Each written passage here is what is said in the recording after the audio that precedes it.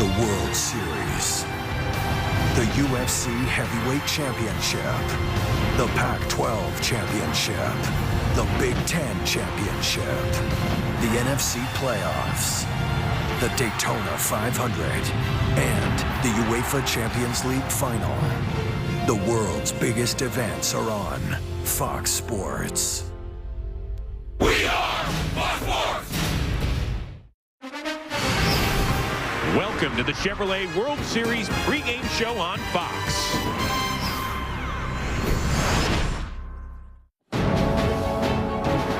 Game 1 of the World Series was a perfect display of postseason baseball between the game's two best teams. With their ace on the mound, St. Louis quieted the powerful Texas lineup. And then, to the delight of the hometown faithful, the Cardinals dealt the first punch. The Cardinals get 2 runs on a long single by Berkman. But the Rangers offense struck back at Chris Carpenter. Then, Texas broke through in a big way. Napoli shoots one way out the opposite way. My goodness, that ball was hit a ton. And with the game tied, the Cardinals looked to the bench for an improbable hero to provide the biggest difference in the contest. That is into right. The Cardinals lead 3-2. And Alan Craig delivers off the bench. Tonight, the Cardinals look to leave St. Louis with a commanding 2-game lead, while the Rangers hope that their big bats will heat up in the cold Midwest night. Game 2 of the World Series is next on Fox. The Cardinals hope to hold serve and use this home field to its advantage again tonight.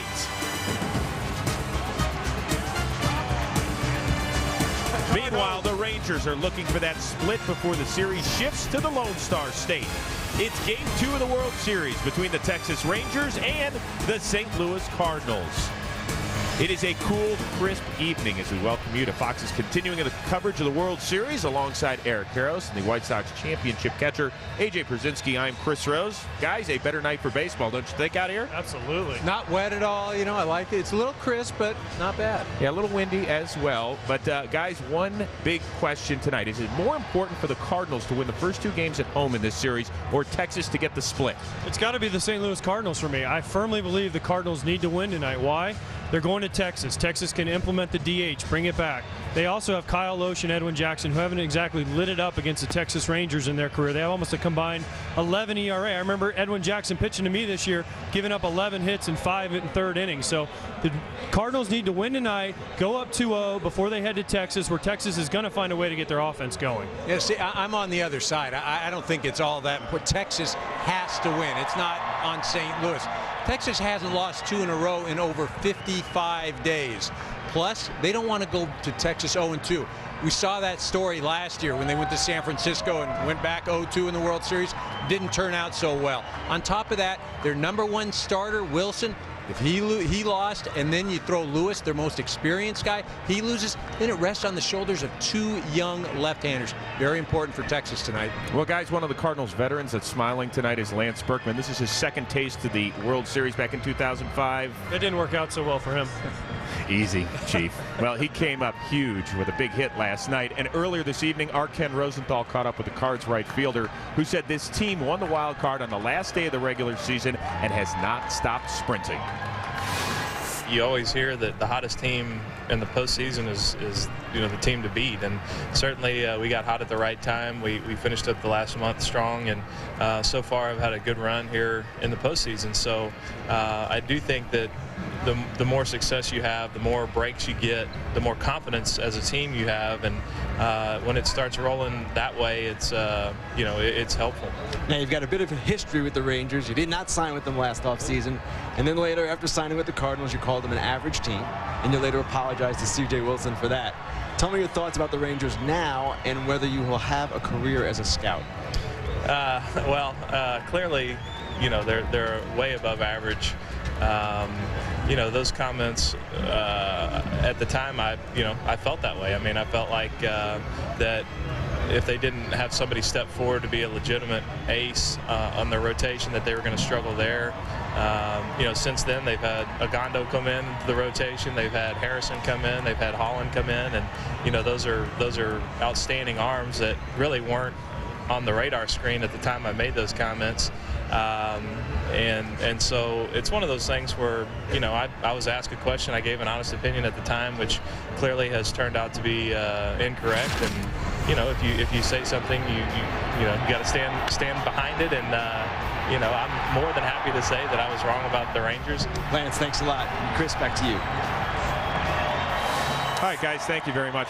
What's the big deal? He apologized. Let's move on. Yeah, but he should apologize for that spot in his. I mean, I know stuff about hair dyeing. I know it's the playoff beard or whatever, but come on, mix in some dye or some. Wait, what do you know about hair dye? I mean, look at this. Look at this. I mean, nothing good. Hey, guys, I watched that Lance Berkman base hit. It actually started foul, and then you saw the Alan Craig base hit.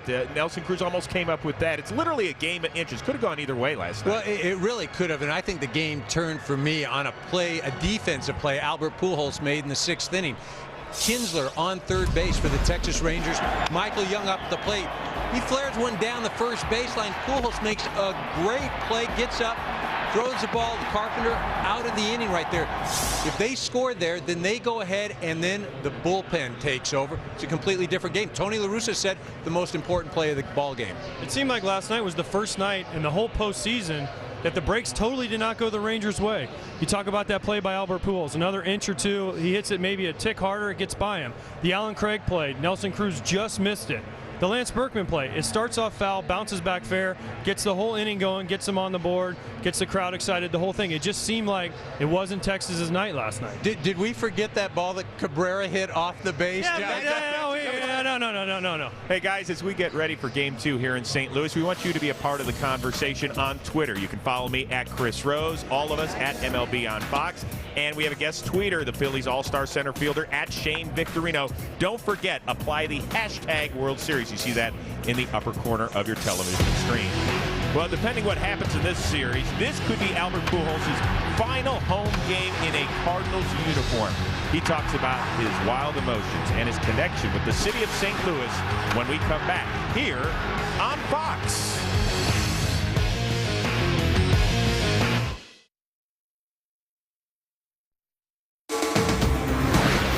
The Chevrolet World Series pregame show is sponsored by Chevrolet. Thanks for making Chevrolet and baseball a part of America for the last 100 years. Getting you all ready for Game 2 of the World Series here on Fox as the Texas Rangers get ready to take on the St. Louis Cardinals. But for a man who has walked more than 1,000 times in his career, a free pass is nothing new to Albert Pujols. But free agency is, and he'll test it for the very first time in a couple of weeks. Undoubtedly, the lifelong Cardinal will be thrown many bouquets by others. And even if his body goes elsewhere, Pujols' heart will always stay here in St. Louis.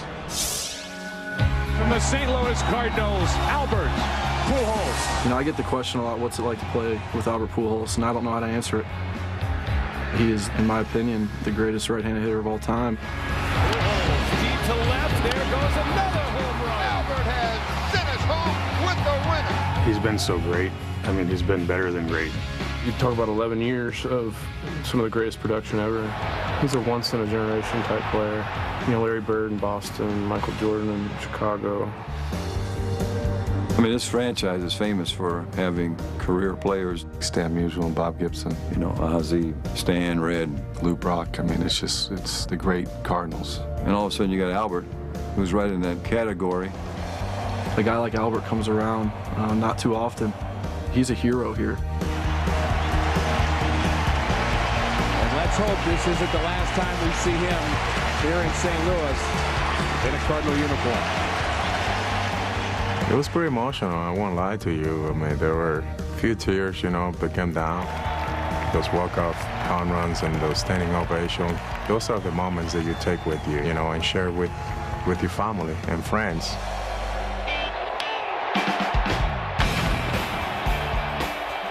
This is a real marriage between the area, the team, and him. People really appreciate baseball in this city.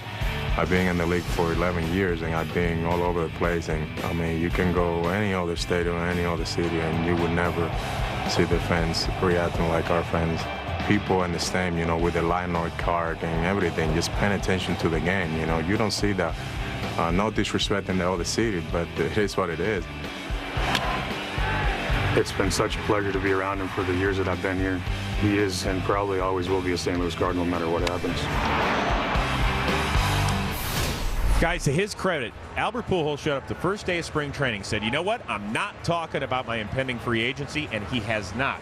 But right now the big question is, if the Cardinals win it all against the Texas Rangers in 2011, easier or tougher for him to leave? Absolutely impossible for him to leave, I think. And he's a better man than me for not talking about it all year. But this situation totally reminds me of Paul Konerko when we won the World Series in 2005. He was a free agent. He was the face of the franchise. He was coming off a tremendous year. Not that Albert Pujols and Paul Konerko are the same player, but Paul had a chance to leave. He was offered other teams, more money, more years, whatever. But you know what he did? He said, you know what, this is the team that gave me my opportunity. We just won a World Series. I want to go back to Chicago, celebrate this, and try to win another one. And he's been there ever since. You know, win the World Series or lose the World Series, Albert Pujols just can't go anywhere else. You know, there's something to be said about comfort, about familiarity, and that's what Albert Pujols has here. And I'm not talking about just with the fans or out on the field. I'm talking about taking your kids to school, knowing the area, just everyday life. And again, $250 million, $230 million. I mean, what can you do with $250 that you can't do with $230? As a fan, I want to see Albert Pujols stay in St. Louis. He just wouldn't look right in another uniform. Right. I mean, for me, he just looks like a St. Louis Cardinal. Wouldn't look good in Pittsburgh? Oh, I'm sure the Pirates fans will like it. You just woke up the city of Pittsburgh, by the way. Don't bring that up. So what do you fans think of Albert Pujols' playing future?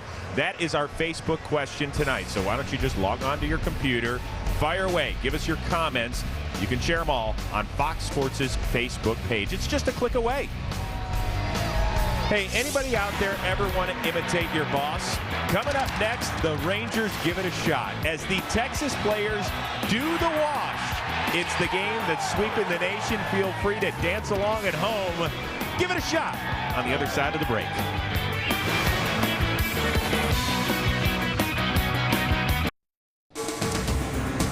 Welcome back to the Chevrolet World Series pregame show on Fox.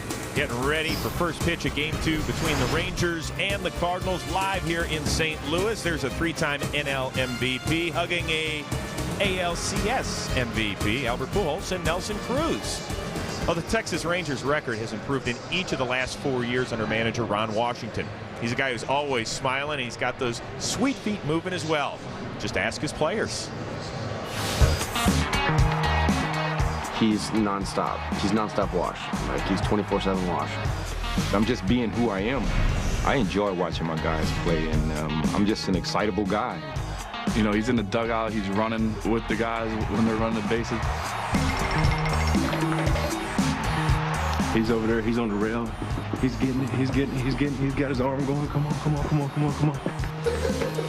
I think most of the time when you see me do that, I'm back in the third base coaching box, and I just can't get it out my system. So when we get a base hit, I'm whining, and when the third base coach stops him, I say, geez, he could have made it. Not always, though.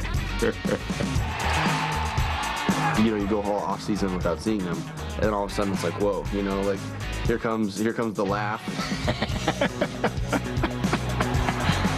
He's really funny. He come up with stuff that you not expect. It's really fun to play for him. I like to see good baseball, and they give that to me every night when I watch him play. He is so much fun to watch. What's your favorite move? You have no moves. Come on, stop. You have no moves. Come on now. You embarrassed America. Actually, you were with him out in Oakland, right? I was. In 2004, I got to know Wash real well. And, you know, he's a people person. He's a motivator. And he's also, he knows the game. He knows the game extremely well. And, you know, nothing was more evident than what he did in the AL Championship Series and how he used his bullpen. I mean, so much has been made about Tony La Russa and what he's done with his bullpen. Wash has done the same thing. Some people question his moves, but the bottom line, he's a no-excuse guy. He's got a saying, a favorite of mine. You do or you don't, you will or you won't. and that's the way he's approaching this series. He's definitely someone players want to play for. They want to go out there. They want to be excited. He makes them excited. You can tell his enthusiasm. He just wants to be out there. He still wants to be coaching third, and players want to play that. He gives you confidence. He gives you energy, and that's something you need as a player every day. Well, tonight, Ron Washington hands the baseball to his veteran right-hander, Colby Lewis, and this guy has been nails the last 2 years in the postseason. 4-1, ERA under 2.5. Meanwhile, Jaime Garcia very comfortable here in the friendly confines in St. Louis. 9-4, an ERA of 2.55 during the regular season this year. Now, AJ, you're a guy that has faced Colby Lewis. What do you expect tonight? I expect him to be good like he's been his whole postseason career. One thing about Colby Lewis you have to understand, he's not an uncomfortable at bat. He's not a guy you go up there and say, oh man, I had no chance today. He's got to make his pitches. He's got to use his slider, and he's got to throw balls that are just above the zone where they look like, man, I can crush this ball, and you just pop it up or hit a little fly ball. So he's one of those guys that was drafted by the Rangers in 1999, had a few detours, went all the way to Japan. Whatever he learned in Japan, I want to know, because he came back a better pitcher and a better player. So he's got to be able to establish his slider. You saw the strikeouts there with sliders. If he does that and throws that ball just high enough where guys can't hit it, he's going to have a good game. You want to come back as a better pitcher? Absolutely. They get paid way better. Well, Garcia, on the other hand, he's going to have to keep the ball down. He's a guy similar to Lewis in that, he's not an uncomfortable at bat. He doesn't have dominating stuff. But when he gets the ball up, he gets into a lot of trouble. You see Ryan Braun taking him deep right there. Prince Fielder, I'll wear one right there. Ricky Weeks, a shot. Notice everything, though, is up in the zone. If I'm the Texas Rangers and I'm going into that batter's box, I'm going to stand up there. I'm going to make him get the ball. If it's strike one low, I take it. Strike two low, I'll take it again. Make him get the ball up, take the ball the other way. All right, guys, before we get out of here for the night, predictions. What's going to happen? You said this game very important for the Texas Rangers. How do you see it playing out? I think Texas wins this ball game. I think they're going to come out and swing the bats a lot better than they did last night, score some runs, put some pressure on the Cardinals. I agree. They need Michael Young and some of these other guys. They've really struggled against lefties. I think Texas finds a way to finally get hot, win a game against the left-handed starting pitching, and Josh Hamilton and Michael Young. Come on now, I need you guys. Very quickly, in 15 seconds, anybody surprised Josh Hamilton still batting third tonight against the left-hander and with all his struggles? Absolutely not. He's their guy. He's the MVP last year in the American League, and he said, Wash said it in the last series, he's not going to move Michael Young. He's not going to move Josh Hamilton now. Yeah, no excuses, as Wash said, and hey, you can use that phrase. You do or you don't, you will or you won't. I love it. I love that phrase. You got to motivate us each and every show with that one, EK. Very good. All right, we'll see you guys for the post-game show here on Fox. Coming up right now, it is time for the playing of the national anthem as we get you ready for Game 2 of the World Series between the Rangers and the Cardinals. Here is John Hewlett. Ladies and gentlemen, please rise and remove your caps for our national anthem. Performing tonight's anthem is country music star, four-time Grammy-nominated artist, Trace Adkins.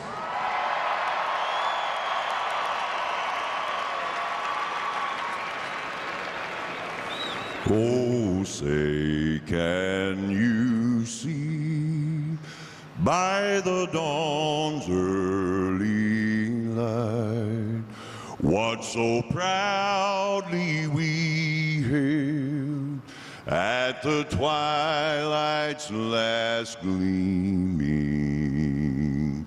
whose broad stripes and bright stars through the perilous fight o'er the ramparts we watched were so gallantly streaming,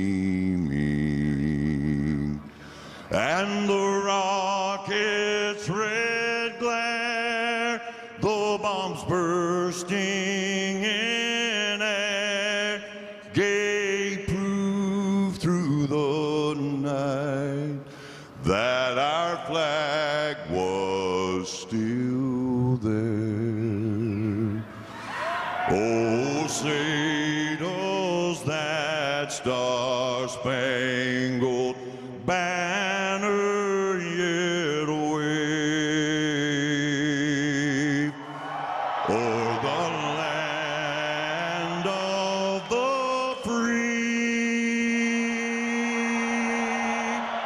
and the home of the brave.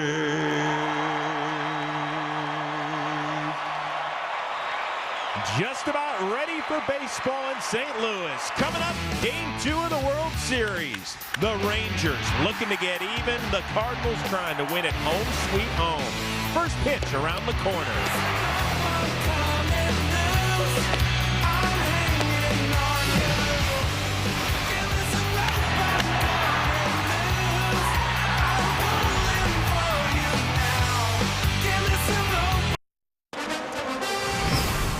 Welcome back to the Chevrolet World Series pregame show on Fox.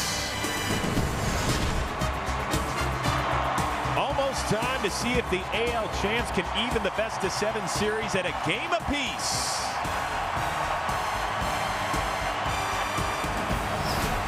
The Texas Rangers take on the St. Louis Cardinals on Fox. Time now to send you upstairs to the broadcast booth. Hello, Joe Buck.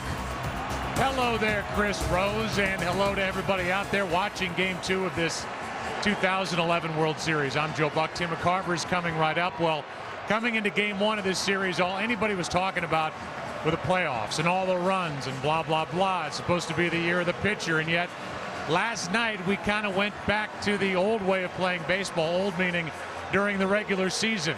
The St. Louis Cardinals did a lot of little things right, Tim McCarver, to win Game 1 here last night. Yeah, power can be mesmerizing, and I think what last night's game showed is that baseball has a way of getting back to showing people how and why you often win games. That's with pitching and defense. Anticipate the same type game tonight in the cold weather.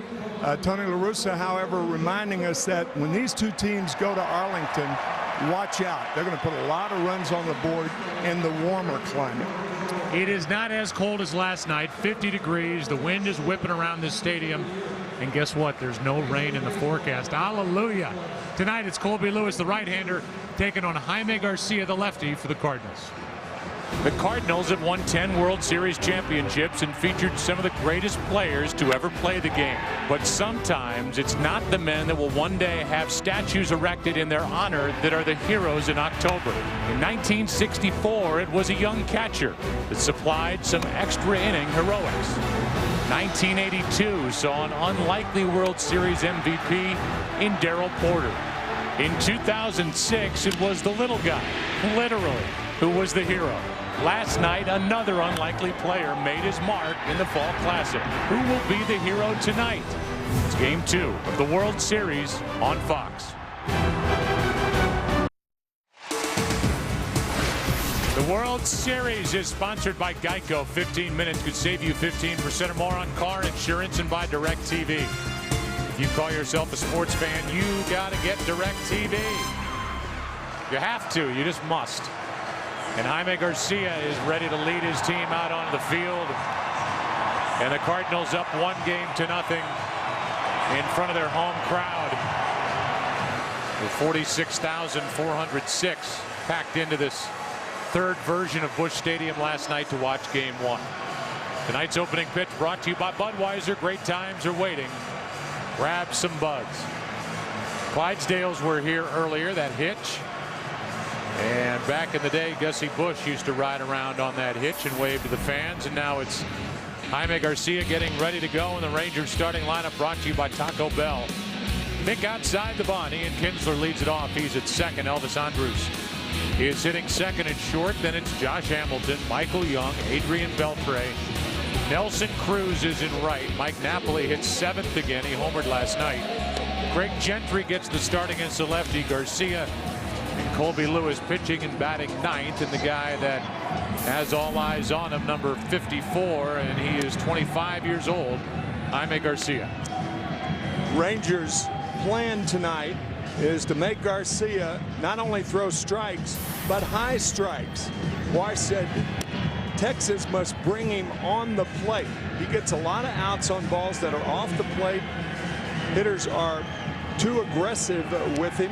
Electrifying changeup, a good curveball, a cutter, and in double play situations will throw the two-seamer. Home plate umpire is Greg Gibson. He is joined by Alfonso Marquez at first. Ron Kolpa is at second. Ted Barrett is at third. Gary Cedarstrom down the left field line, and Jerry Lane, who's the crew chief, is in right. Ian Kinsler is leading off in this lineup, and it is a group of 9 hitters who have never faced Jaime Garcia, not even for one at bat. Usually when that happens, the pitcher has the advantage. And off we go in game 2. Strike 1. Kinsler had 2 hits last night, and he has 13 this postseason. Just under 300. Breaks his back. Tests for Cobb. Has a good arm. 1 out. Well, you know, for Kyle is at short. There are no surprises defensively. Same in the outfield as last night. Holiday, Jay, and Berkman left to right. Freeze for Kyle, Punto, Pujols. Same group as game 1. Yadier Molina does the catching. And Jaime Garcia is the second Mexican-born starting pitcher to start a World Series game, and the first since 1981 when the great Fernando Valenzuela beat the Yankees with a complete game in game 3 as a rookie, a 5-4 win. That was after the Yankees had won the first 2 games at Yankee Stadium, a series won by the Dodgers. And you remember that season when Fernando burst onto the scene through shutouts in 5 of his first 7 games. And Fernando Mania was born. Strike 1 on Elvis Andrus.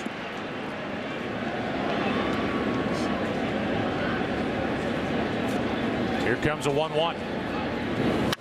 The opposite way. Pujols stabs it, goes to the bag. 2 out, and we go down to Ken Rosenthal for more on the history with Garcia and Fernando. Well, Joe, they actually met at Dodger Stadium last year, and now they are joined in history. And as you said, it was 30 years ago when Fernando had that complete game victory against the Yankees in the World Series. And how many kids in Mexico must have grown up like Jaime Garcia wanting to be him? Thank you, Kenny. Reynosa, Mexico is where Jaime was born. And he was actually born 5 years prior to Fernando bursting onto the scene. As Josh Hamilton digs in with 2 out, nobody on. Here's a 1-0 from Garcia. That misses 2-0. The reason that Fernando Valenzuela won only 13 games that year and was Rookie of the Year, however, it was a 51-day strike in 1981. So an unusual season, unusual pitcher. And these are unusual swings from Josh Hamilton. He just does not look right. No, he doesn't. And if he's got that strained left groin, that's that power leg with his swing, and he looks like he is a little off balance when he's taking these hacks. That's ball 3. Well, what happens when you have something wrong like that? You try to rush your hands. You bring your hands out front. And the 2 elements of hitting, one of which is to wait. And he trades in a bat for an out. And that big number 3 presence of Josh Hamilton still without a home run this postseason. And it's a quiet top of the first for Garcia. No score, bottom half, game 2.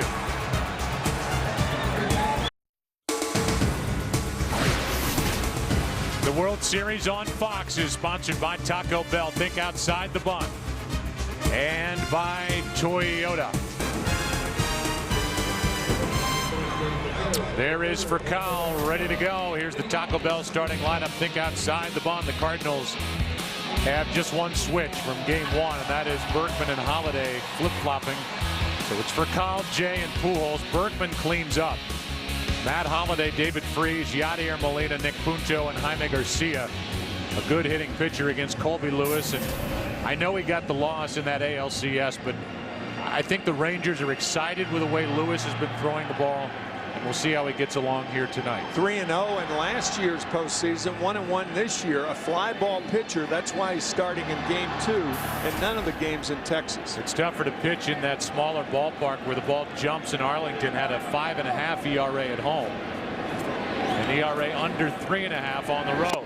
And that kind of moving swing, half bunt, whatever you want to call it, strike 1. There are other teams that have complained about Furcal being out of the batter's box when he does that, and is very, very close to being in fair territory. The 0-1 from Lewis is outside. A ball and a strike. Here's that first attempt.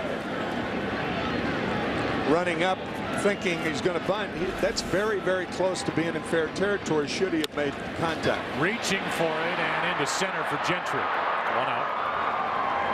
And let's give the Tim McCarver scouting report on Colby Lewis. You know, you talked about Colby Lewis being 2 runs better on the road, about 3.5 on the road, a fly ball pitcher. Another reason why Ron Washington would rather start him here, and his success, it's that deep slider. I mean, really deep. It breaks late.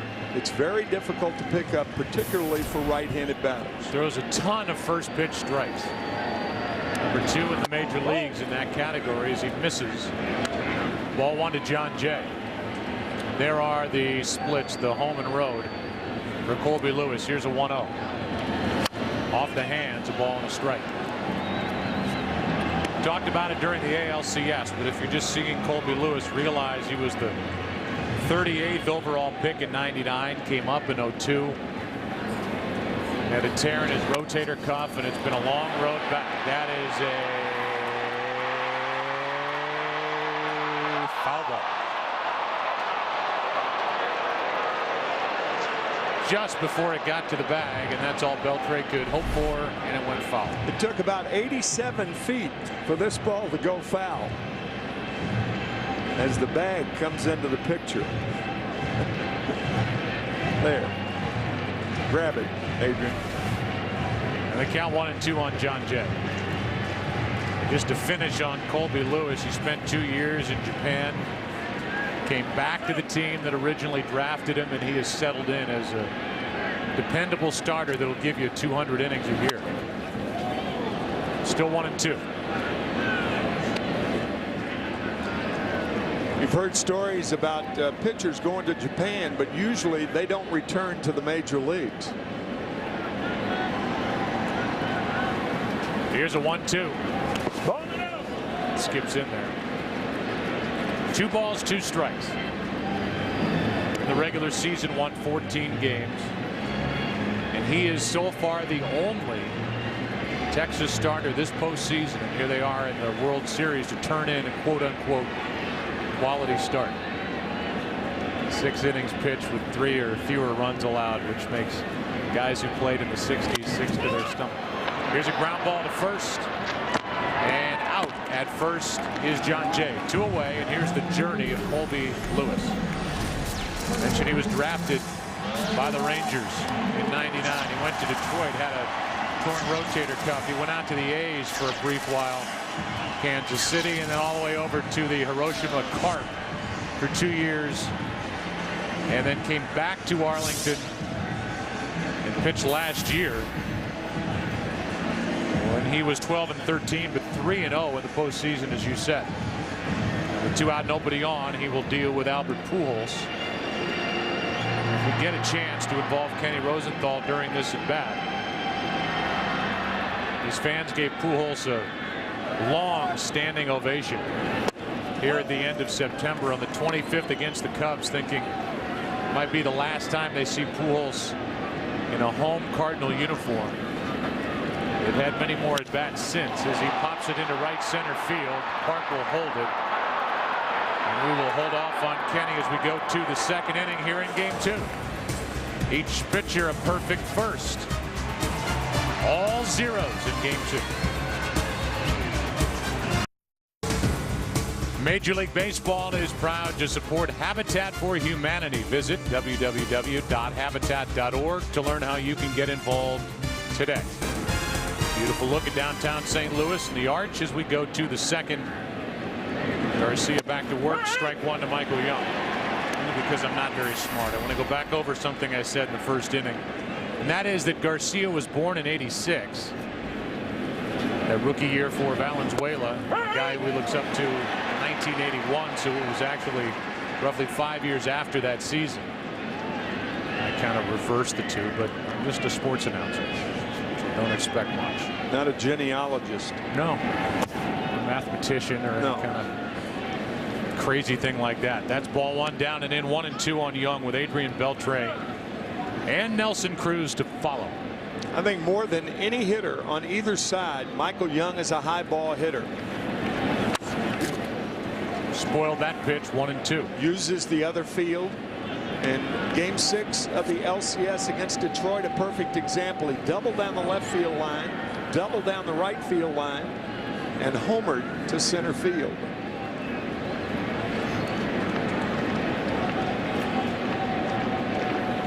Here's a 1-2. A strikeout for the first of the night for Garcia.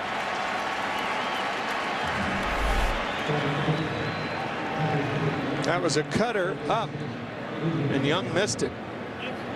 Very impressive through the first 4 hitters is Garcia, who is 26-15 over the last 2 years. 6th best winning percentage in the National League, and he just was rewarded with a long-term extension during the regular season. Here's Beltre, strike 1. Garcia, 22nd round pick, 680th overall back in 05. Came up in 08, and then he had Tommy John surgery. Missed 09 and was good last year. Strike 2. In fact, was 3rd last year in the National League in Rookie of the Year voting. It's this season he's been much better here in St. Louis. And he has back-to-back strikeouts. A good changeup to get Beltre 2 out. You think about the ways that Garcia has gotten the first 5 Rangers. He jammed both Kinsler and Hamilton in the first inning, and getting Young and Beltre on off-speed pitches. Like a curve or a changeup, I think he took something off the breaking ball. With 2 out. Inside to Nelson Cruz. Last night had a hit. Finally a single. Yeah, I was going to say the Cardinals kept him in the ballpark, and they had to be thrilled. That's high and tight. 2-0. Nelson with 8 hits in the LCS, 6 home runs and 2 doubles. Talking to any opposing pitcher, they say he's looking for the ball up and in. Very quick. 2-1. You notice the Cardinals stayed away from him for the most part last night. They stayed away from Napoli, and he hit a mammoth home run into right. Here's a 2-1. That's down the left field line, hooking into the corner. Foul. Rule of thumb in baseball: don't try to jam a hitter with an open stance. Nelson Cruz went to the minor leagues. He opened that stance. They can handle the ball inside. That's why they open up. That was a cut fastball in on the hands. Cruz extended but hit it foul. That's exactly the swing that he and Scott Service put together in the minor leagues in 08. He hit 342. The Rangers called him back up. Hit 330, and he's been hitting with power ever since. See if Cruz can get on with 2 out and nobody aboard in the second. He takes up and in a full count.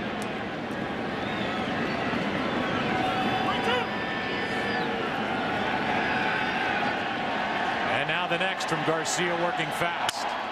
Sounded like he broke his bat. Little pop up, and Puncho out to grab it. And the first 6 have been retired by Garcia. And for the 3rd out in the first and in the second, a broken bat. After an inning and a half, no score. The World Series on Fox is sponsored by Budweiser. Great times are waiting. Grab some buds. And up above on a beautiful night, little windy. Aerial coverage brought to you by DirecTV. If you call yourself a sports fan, you got to get DirecTV. Lance Berkman, Matt Holliday, David Freese. Middle 3 in the lineup against Colby Lewis, who had a perfect first. Cardinals have hit 284 as a team this postseason. Berkman's brought that average down a bit, hitting 262, but last night had a big 2-run single. Down the right field line, batting right-handed. As he fouls it away, he prefers to bat left-handed. One of the better switch hitters in the history of the game. The Chase Freedom cashback player to watch, Lance Berkman. The difference in the power numbers this year while batting from this side of the plate. 28 of his 32 home runs. Don't get shortchanged. Get your cash back with Chase Freedom. That ball will get out of play, and it's an 0-2 count. We talked to Lance at the All-Star game in Phoenix this year, and he responded to some criticism that he had in Houston about not being in shape. And he said, you know what? This is what it boils down to. If you hit home runs, you're in shape. If you don't hit home runs, you're a little heavy. And he's out in front and hooks this one foul. He actually said fat. Yeah, he did. You were kind of PCing it for us. Well, I mean, you got to editorialize occasionally. I didn't mean to expose you.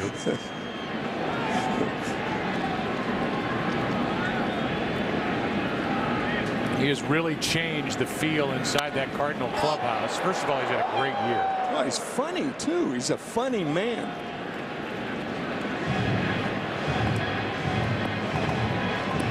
He taught himself to switch hit as a kid, and he nicknamed himself, I'm always wary of that, Big Puma.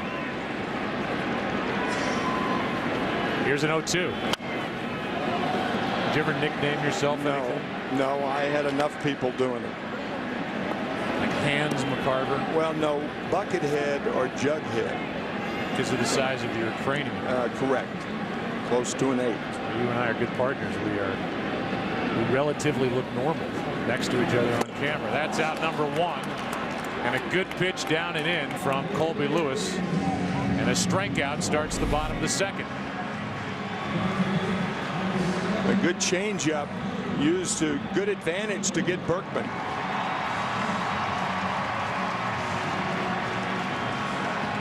With 1 out, it'll bring in Matt Holliday, who is hitting .407 since the start of the NLCS.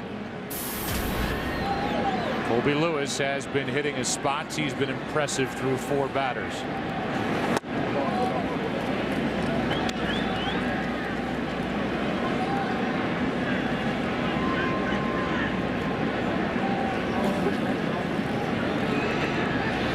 Cardinals have gone 214 plate appearances since their last World Series home run. That includes tonight. You have to go back to game 1, the 2006 World Series at Detroit. Pujols went deep. That was a good pitch. Called ball 3-0. That was a good pitch that Pujols hit that night. We were there in Detroit. Home run to right field. 1 out, nobody on. Here's a 3-0 to Holliday. 4 straight, a 1-out walk. And Holliday is game 2's first base runner of the night. It'll bring in local hero David Freese, who went to Lafayette High School in Wildwood, Missouri, about 30 miles west of here, but it's considered St. Louis. He went to a community college, Merrimack, and then the University of South Alabama, a guy who quit the game of baseball altogether after his senior year at Lafayette. And as he told us before last night's game, he was at Mizzou, joined a frat, and was going down the wrong path as he hits one off the end of the bat into center for Gentry. 2 out. David woke up in his sophomore year one day and said, I got to get my life back on track. I've got to get back to the game of baseball. And that's when he basically recruited himself to play at Merrimack, and here he is in the World Series playing for his hometown team. Yeah, we were kidding David last night before the game and asking him if he basically signed himself. He kind of giggled and said, well, yeah, I guess you could say that. His parents, Guy and Lynn Freese. We have some family photos, some kid photos from David's childhood that we'll show you before the end of the night. Here's Yadier Molina. Took one outside, ball 1.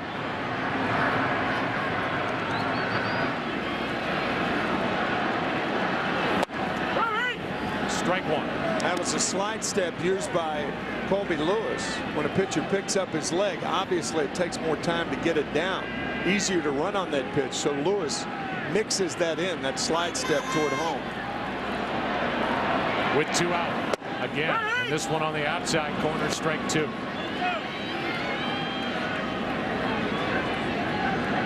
Number 8 man Punto on deck, but a 1-2 count on Molina. who has 46 career postseason hits. Pitch was up. Molina fouls it back. Still 1-2.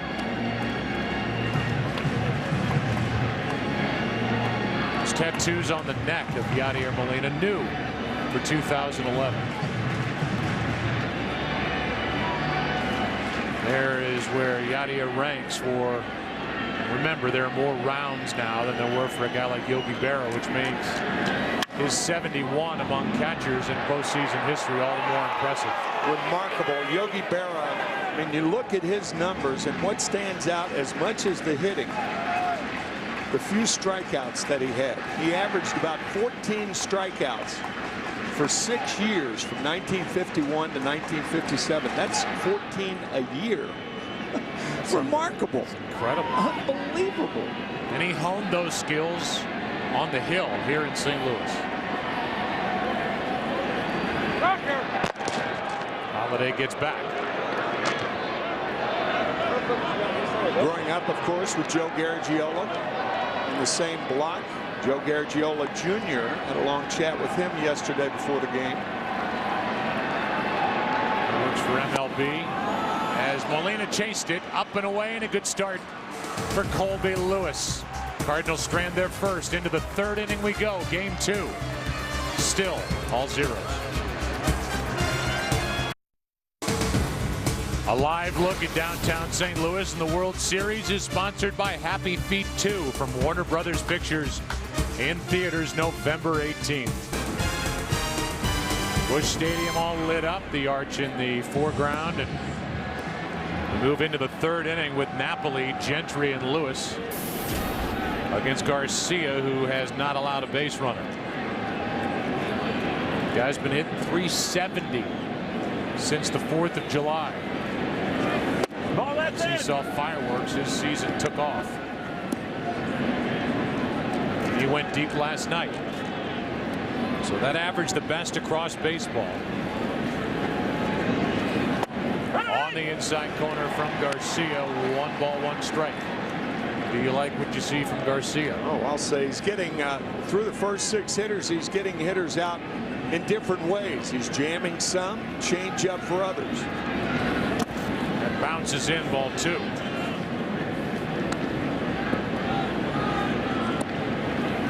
This will be the 28th pitch of the night.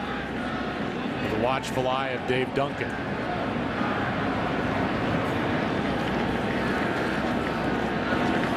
Hard hit, let it freeze. 1 out.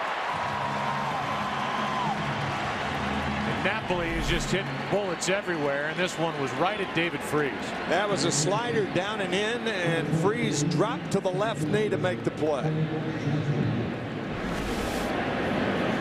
Brings in Craig Gentry, who is hot as well since the 9th of September.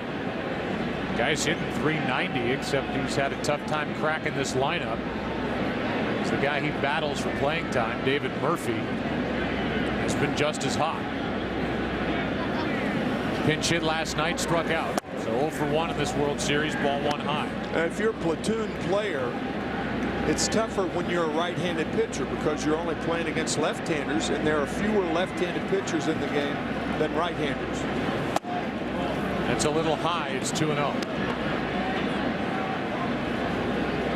I guess the moral of that story is, Mom and Dad, don't let your son grow up to be a right-handed hitter. Here is a 2-0. Hold out. It's outside, 3-0. Make him a lefty. There's David Murphy, left-handed hitting outfielder and a good player. Here's a 3-0. 3-1, the old automatic. Gentry during the regular season hit .271. 1 home run, 13 RBIs, and Ron Washington put him in the lineup tonight. And he taps to Freese. 2 out. So with a pitcher coming up, 2 out, nobody on, we'll tell you more about the city of St. Louis. You know about Anheuser-Busch Brewery, largest beer producing plant in the U.S. Gateway Arch, the tallest man-made monument in the United States. Did you know that the city hosted the first U.S. Olympic Games in 1904? Where the ice cream cone and iced tea were invented, the 04 World's Fair, residents consume more barbecue sauce per capita here than any city in America. There's ball one low to Colby Lewis. Last night, most of the crew and I dined on toasted ravioli, also a St. Louis original. Off the end of the bat for Kyle, has plenty of time and a good arm. That's a good combination. And we go to the bottom of the third. They also have these big horses with big feet and hair around their feet. They're called Clydesdales. No score after 2.5. Colby Lewis has been just as good as Garcia. Now he goes into the third inning. Punto, Garcia. The pitcher then for Kyle. He has walked one, struck out two. Nick Punto is first up. He had a hit last night, 1 for 2. That's what he's done this postseason. Tony La Russa toyed. Strike one, hits the inside corner with putting Schumacher in the lineup tonight, but Schumacher was not a part of the NLCS roster, had a strained oblique, and he didn't want to put Skip at second base. So Punto's had some good at-bats, made all the plays defensively, and the former Twin, who Tim learned from a good one in Ron Gardenhire with a Minnesota Twin. The Minnesota Twins gets the start here tonight. Here's a 1-1. Ball 2. Ron Gardenhire was the third base coach for Tom Kelly when Tom was the manager for the Minnesota Twins. In fact, Tom Kelly was the manager his first year as a manager with Minnesota when the Twins beat the Cardinals in the '87 World Series. Here's a 2-1. Just in. The count goes to 3-1 on Punto.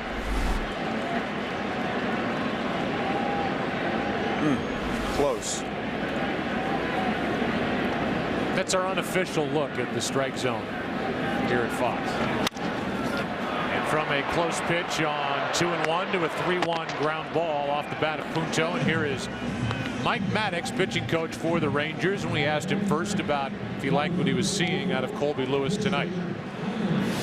But yeah, so far he's got 4 pitches per strike working. He's mixing it in and out, up and down. So, you know, he's doing everything he can to keep him off balance, and that's what he does when he's at his best. Mike, the first time I asked you about Colby Lewis, you said check his heart, not only his arm. Yeah, he's got a lot of courage out there. You know, here's a guy that couldn't pass most physicals, you know, and he goes out there and gives us 200 innings over the course of the year. He's been a big game pitcher in the postseason, and you just can't measure how big his heart is and how big his courage is when he goes out there. We just saw your catcher walk past you. Napoli's been some kind of find for you guys here in 2011. I tell you what, between him and Torrealba, they've really stepped up and been the anchor of the pitching staff. You know, you guys have a big comfort zone when they throw to him back there, and Knapp has really excelled here the last second half of the season. Hey, Mike, thanks for your time. Good luck. You bet. Thank you. All right. We mentioned it during the ALCS. This guy is one of the best pitching coaches in the game. For 8 years was in that position with Milwaukee.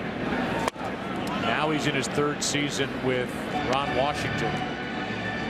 And that is a smart family. Not only was his brother Greg Maddux a great pitcher, but one of the smarter guys that you would run across, talking through at bats and thinking ahead of the hitter just about every time he faced somebody in a big spot. One of your lines when Mike Maddux or Greg Maddux was pitching in the postseason was, "Don't ever play poker with him." Oh, well, he grew up in Vegas. The guy said he knew exactly what you had in your hand. Wear you out.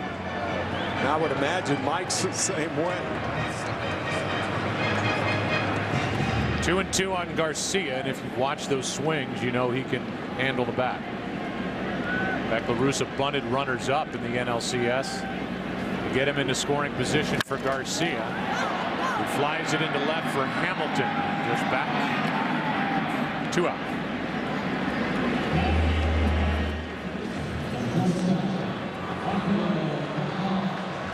We'll bring in Rafael Furcal. There are no hits yet. The last time a World Series game went hitless through 3 was in '98. We were there with the Yankees at the Padres, and that was a 4-game sweep. Nada.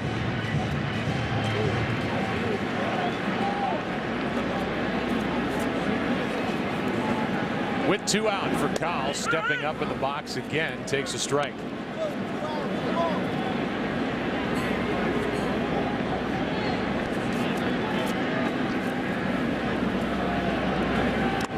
And now a ball. I mentioned this is the 54th career postseason game. It's short for Kyle. It's 5th all time. He's now ahead of Phil Rizzuto again with more opportunities, with more rounds. Jeter is number 1 with 152 postseason games at short. He'll try it. And he will make it. It's a 2-out double for Kyle, the first hit of the night.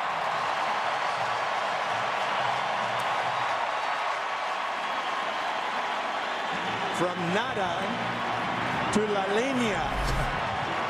A rope to right.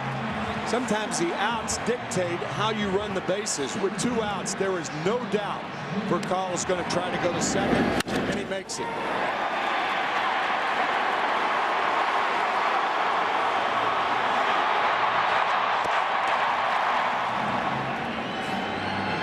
What a pickup. What a difference maker for Kyle has been. This was a very bad defensive team here in St. Louis. Bad on the infield, and this is a pitching coach in Dave Duncan that preaches pitching to contact. And they were kicking the ball all over the place earlier in the year. Kyle has helped solidify that defense. That's why it's remarkable that the Cardinals are in the World Series. They were bad on defense until the All-Star break or until the deadline, and bad in the bullpen. Those 2 areas, you can't win that way, but La Russa has. To the right side, that will end the inning as Young goes to the bag. And defensively, the Cardinals have made only 4 errors this entire postseason. Some images from Game 2 here on a chilly night in St. Louis after 3. Rangers and Cardinals, no score. The World Series on Fox is sponsored by the all-new Volkswagen Passat. That's Das Auto. And by Chase. Don't get shortchanged. Get your cash back with Chase Freedom. Nice night. Good pitching again here tonight.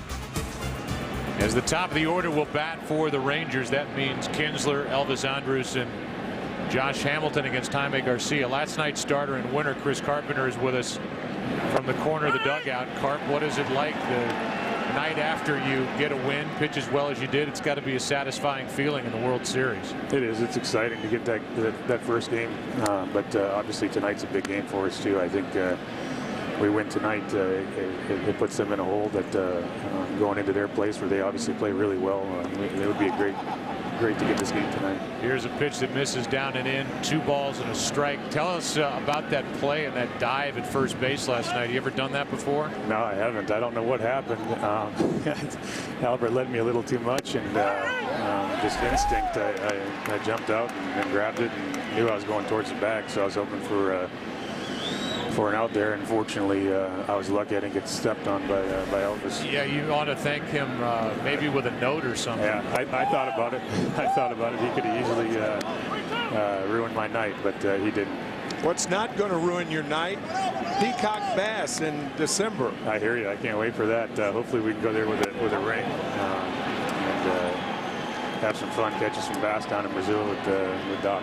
Yeah, Doc, you're going to go with Roy Halladay, who you beat in Game 5 of the division series. Is that going to even come up when you guys are fishing? I'm not sure. We'll see what happens when we get down there. I'm sure that we'll have some sort of competition on who catches the biggest fish, though. You're going to be in Brazil. Yeah. Wow. It's going to be great. You live big. Every once in a while. Hey, what should we look for out of Garcia tonight so far? And I know he just walked the leadoff man.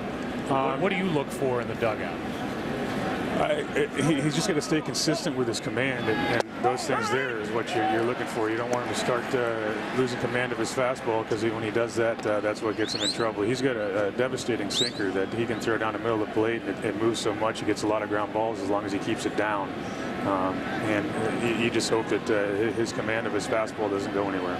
Hey, we appreciate your time. We appreciate you doing it, and congratulations on last night. All right, thanks, guys. Thanks, Carp. All right, take care. Here's an 0-1 pitch. Andrews shows a bunt, takes a ball low. 1 ball, 1 strike. Not a bad idea by Ron Washington, playing for 1 run. The problem with that is Josh Hamilton has not been swinging the bat well. We talked about his first at bat.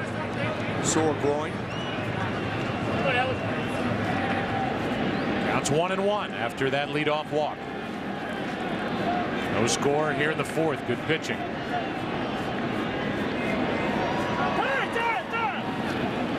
you took note of what Ron Washington told us before the game, that Garcia is tough to run against. That's their scouting report, because he hangs that right leg in the air, so it's tough to get a jump. Yeah, normally hangers from pitchers are bad things. Wash calling the right leg a hanger because when he brings it up, he kind of holds it there.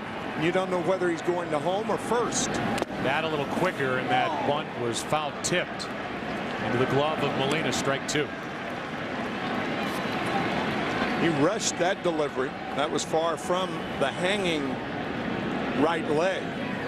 Of course, with all the scouts around, by the time these teams reach the World Series, they know pretty much everything a pitcher, catcher, hitters have to offer from their scouting system. Well, the Cardinals were so far out of it that while the Rangers and other Phillies, other teams that knew they were going to be in the postseason, started scouting other teams, the Cardinals got a late break and didn't really have anybody watching other teams much in September. Once again, 10.5 back on August 25th. Here is a 1-2 pitch to Elvis Andrus. Blocked by Molina, 2-2.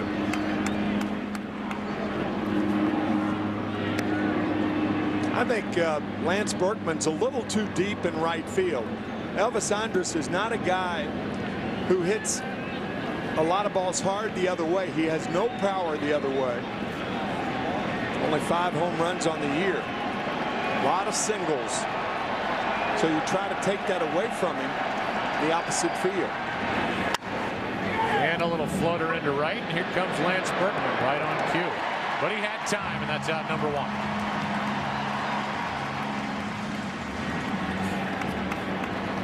That's why you win Emmys over there in the corner. Josh Hamilton now 1 on, 1 out. Stop it. Here's another fact, World Series fact. Second series where both games 1 and 2 were scoreless through 3 innings.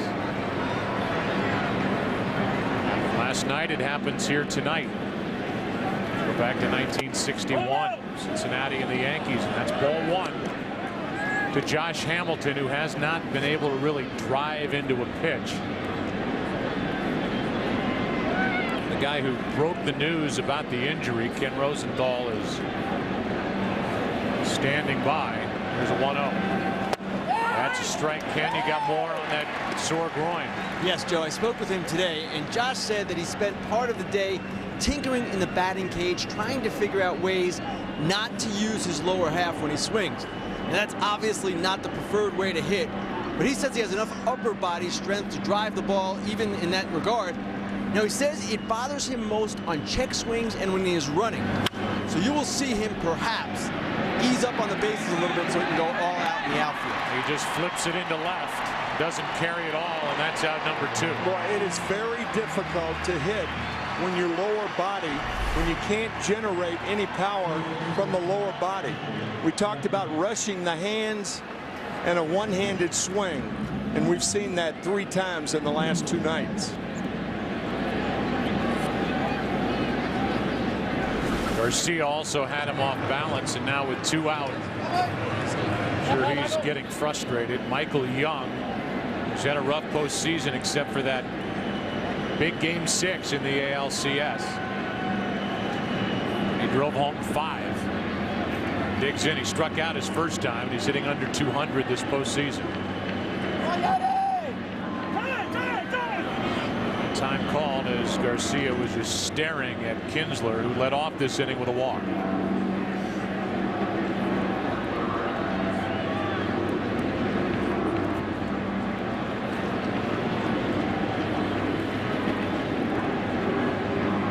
There's that hanging right leg.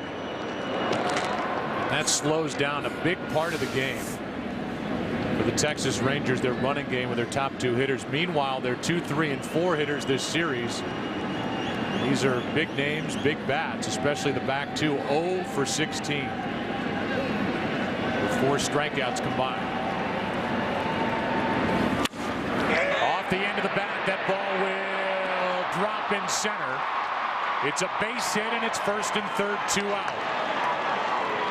John Jay played it on a hop, and here is a scoring chance for the Rangers in the 4th inning of Game 2. John Jay initially was very, very deep in center field, had a long way to come for this ball. Good play on the short hop. At least he holds Kinsler to third base. You can see how deep Jay was. It's almost like he was in a no doubles defense, something you can understand with the go-ahead run on first base and 2 outs. And now Adrian Beltre with a chance to put the Rangers on top. They have not led in this series, and that's ball 1 high. They fell behind last night. 2-0 in the 4th, tied it in the 5th. Trailed 3-2 in the 6th. That's how it ended. Michael Young and Albert Pujols talking about hitting over at first. Here's a 1-0. Beltre hits his runner, Kinsler, right in the helmet. He's in foul ground, and he looks to be okay as he gets up with a smile on his face. And then brushing off his shoulder. Oh, it got him on the shoulder. It did. And he just kind of flicked it off. But this, again, is why base runners lead off in foul territory. If that ball had hit Ian in fair territory, the batter would have been out and credited with a base hit. Here is a 1-1 now to Beltre. Up high. Beltre had good swings here last night. He doubled, singled, and a bit of a controversy with 1 out in the 9th inning. Fouled one off his front foot. Went as the 2nd out. Not called a foul when it actually caught a piece of his shoe. Here's a 2-1. Instead, a check on Young, who's about 3 inches off the base. Joe, I'd like to correct myself. I said the batter would be out, the runner would be out, and the batter credited with the base hit. Here's a 2-1. Down and in on deck is Nelson Cruz. Jaime Garcia in his first jam of the night. See if Beltre gets something to hammer here with a count 3-1.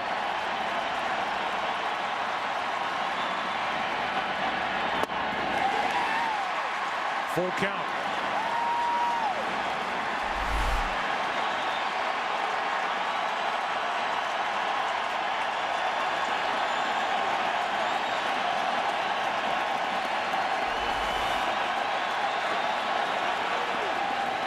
Runner at first will go. 3-2 pitch. Struck him out. Garcia into and out of trouble. Rangers get their first hit, strand their first 2, and after 3.5, no score. Celebrate America's game with Chevrolet. Upload a picture of your youth player, and you could win tickets to World Series games among hundreds of other MLB prizes. Be a part of the Chevy Centennial celebration and enter for a chance to win at ChevyBaseball.com. Heart of the order for the Cardinals, no score. And a strike hits the inside corner to Pujols. Pujols, Berkman, and Holiday against Colby Lewis, who's been very good. Gave up a double with 2 out last inning, the only hit.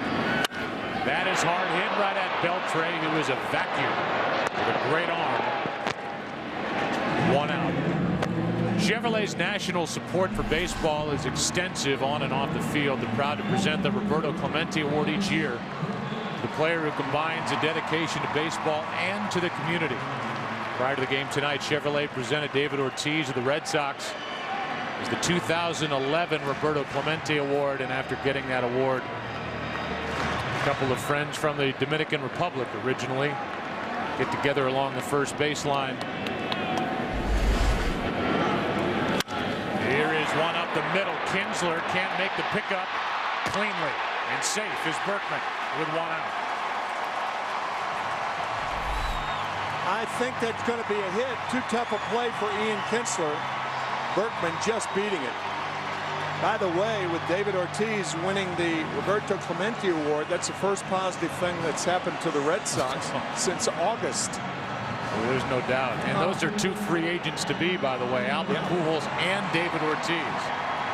Berkman was safe at first. It's an error Oh, an error on Kinsler. That's his first of the postseason. That's a tough play because he couldn't field the ball on the dirt. He had to field it on the infield, on the outfield grass. Here is Matt Holliday, who walked his first time up. 1 on, 1 out. And a big swing, strike 1. That's a deep slider we were talking about in the scouting report. Watch the late break. Just enough to have Holliday swing through it. Matt walked back in the second. That's in front of David Freese. And he's in the hole 0-2. Just to finish for Ortiz, he had 309, 29 home runs, 96 RBIs, and people thought he might be finished 2 years ago, and now he rolls into free agency with big numbers, back-to-back good years. To his credit. There's some talk that the Yankees might be interested in bringing Ortiz to the Bronx to be their DH.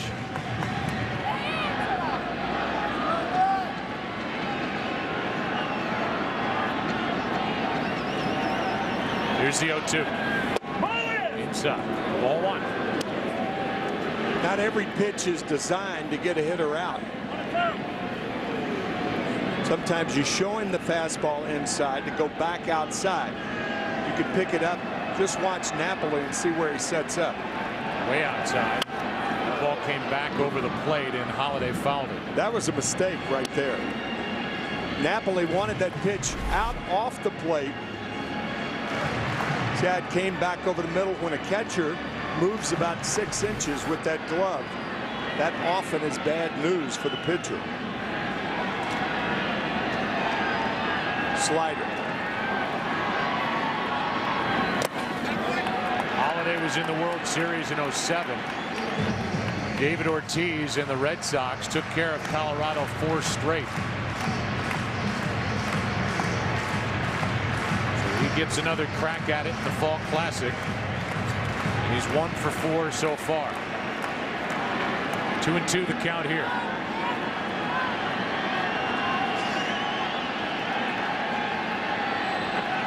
Throw over, I believe. That's a flip. That used to be the sign for a knockdown pitch. Not that catchers ever gave that, of course. No. No. Slider. On 2-2. And should be. Nicely played. How about that? What a play by Elvis Andrus, and then a bare hand for me and Kinsler. That was beautiful. Those two are so good up the middle. No score after 4. Game 2 in St. Louis. Back after this from your local Fox station.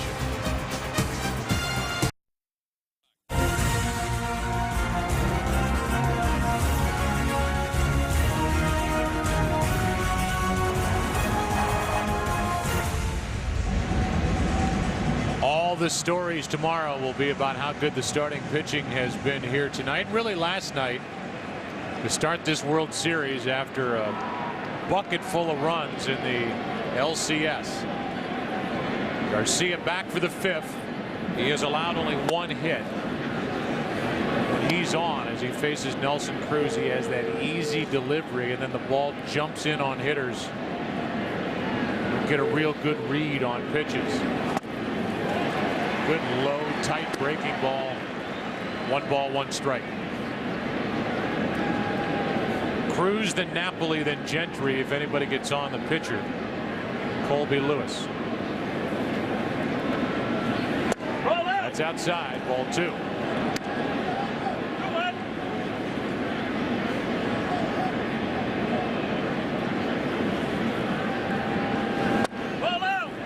Same spot, 3-1. Dangerous pitch, dangerous situation for Garcia and the Cardinals. You do not want to come inside when Cruz is looking inside. Too dangerous. Well, Cruz light up another pitch, and instead it's middle away, and it's a full count.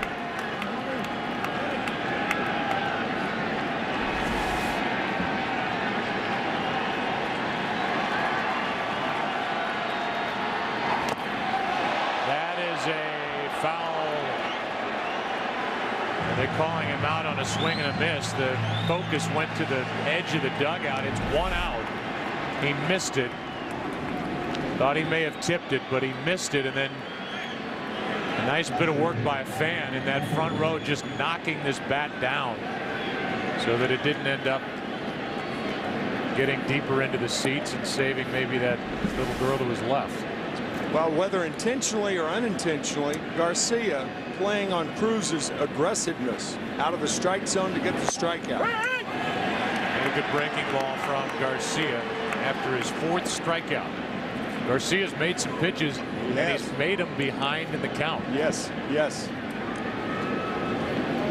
Napoli hit a rocket to third his first time up. 1-1. That's one of the big differences in good pitching in the major leagues and good pitching in the minor leagues. In the minors, you get fastballs and fastball counts. In the big leagues, you have to be able to throw breaking balls. Here's one into right, and Berkman a stutter step, 2 out. In those same counts. Well, this week it's a Fox NFL Sunday doubleheader, beginning with the Falcons heading to Detroit. Good game. Redskins, Panthers, Bears, Bucks in London, and the Seahawks facing the Browns. Then it's America's game of the week as NFC rivals collide, with the Packers taking on the Vikings, or the Rams and the Cowboys. So it's St. Louis and Texas in baseball and football. Coverage begins with a Built Ford Tough Fox NFL Sunday pregame show at noon Eastern, 9 a.m. Pacific. In at the knees to Gentry, strike 1. I would say it's safe to say that the Nolan Ryan Expressway will be rather packed on Sunday afternoon and evening. We better leave early. Yeah. There's Nolan, his wife Ruth. On the outside corner. Those two combine 2 of the greatest names in baseball history. Oh, great line. You're right. Count 0-2. Another strikeout for Garcia, who has struck out 5, allowed only 1 hit through 5. We're halfway through game 2. Cardinals coming up bottom of the order, coming to the plate, no score. The World Series on Fox is sponsored by Chevrolet. Thanks for making Chevrolet and baseball a part of America for the last 100 years. Tonight's aerial coverage brought to you by DirecTV. If you call yourself a sports fan, you got to get DirecTV. Absolutely. Down below, this has been some pitcher's duel. Colby Lewis, Jaime Garcia. David Freese is first up. We promised those photos because game is flying by, and his at bat his first time didn't take long when he flied to center. He is now hit in 11 straight this postseason. It's just outside. 2-0. There he is playing for Pond here in this area. Saw the Johnny Max name on his back, Lafayette High School. Gets under this one. Just missed it. On 2-0, and he skies it to Hamilton and left, 1 out. We had pictures of him at Merrimack Community College and later on, but these at-bats just are going so quickly. Oh, Joe, that's what happens too. Boy, you talk about squaring up on a ball. He just got under it. But that's what happens when a pitcher is throwing a 2-0 pitch instead of an 0-2 pitch. There he is at Merrimack. A young David Freese. Yes. And here is Molina, who fouls it away. Strike 1. David is 28 years old. And so far, Colby Lewis has retired him on a fly ball to center, 1 to left, and Lewis is matching Jaime Garcia as Molina waits for an 0-1.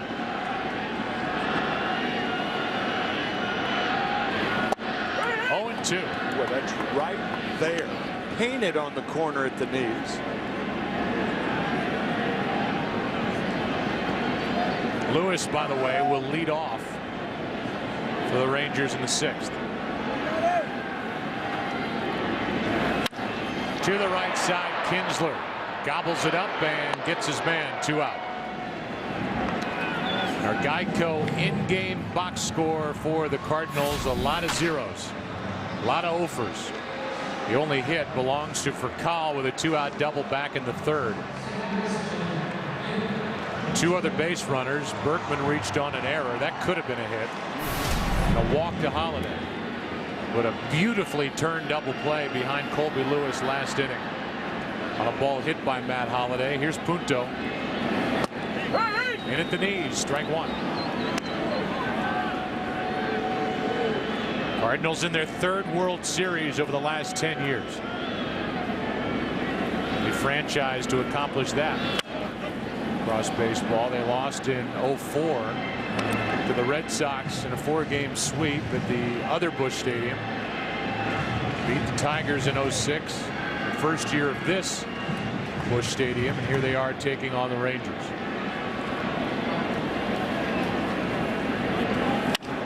Base hit, second of the night for St. Louis as Punto is on. And that will bring Garcia to the plate. 0-2 mistake from Colby Lewis. He hangs a breaking ball. That's one of the few mistakes that Colby has made tonight. If nothing else, it serves as to clear the pitcher here in the bottom of the 5th, even though Jaime Garcia is not a weak hitting pitcher, as you mentioned the last time up. Didn't have a hit during the postseason, did hit a home run during the regular season among his 6 hits. That was at Miller Park in Milwaukee on August 2nd. That's a big league cut right there. He can hit. Strike 1.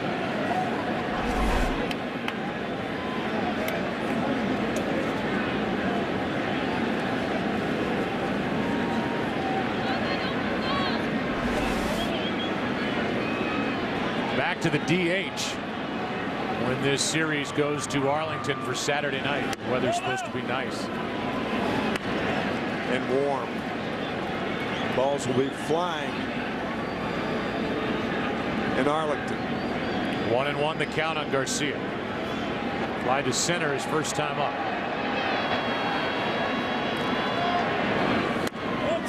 That's upstairs, 2-1.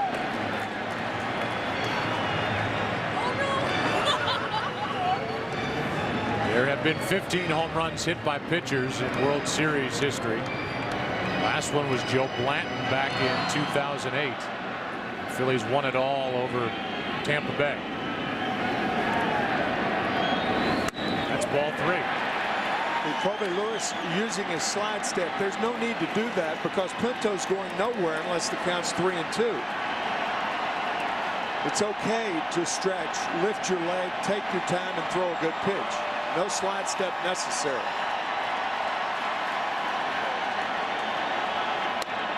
A walk to Garcia. Brings to the plate for Kyle and brings to the mound Mike Maddox. For Kyle is a .333 hitter with runners in scoring position during his postseason career. He doubled his last time up. So this will be an interesting matchup for Kyle, and Colby Lewis is trying to keep this thing scoreless through 5.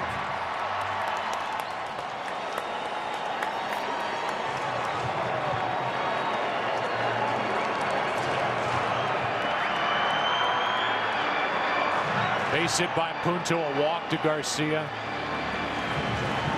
And here is Furcal, who's got some pop. He drove one deep into right center last night when he went 0 for 2.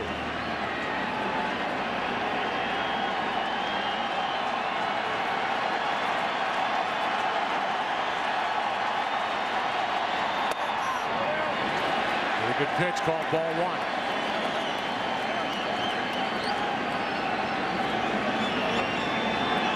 Garcia, the runner at first, refused the jacket. And this cool night, upper 40s. Here's a 1-0. Strike 1.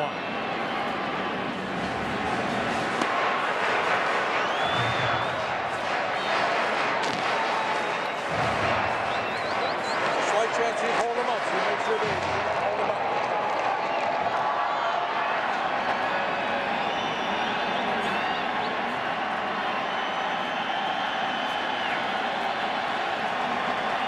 The 1-1.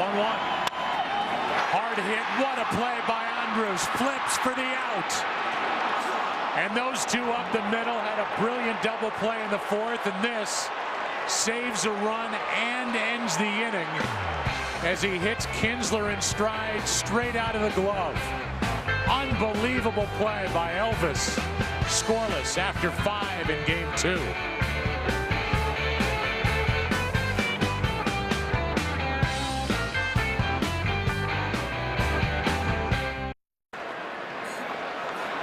Boy, this has been some game. No score after 5, and we have seen tremendous defense behind Colby Lewis. He's pitched very well.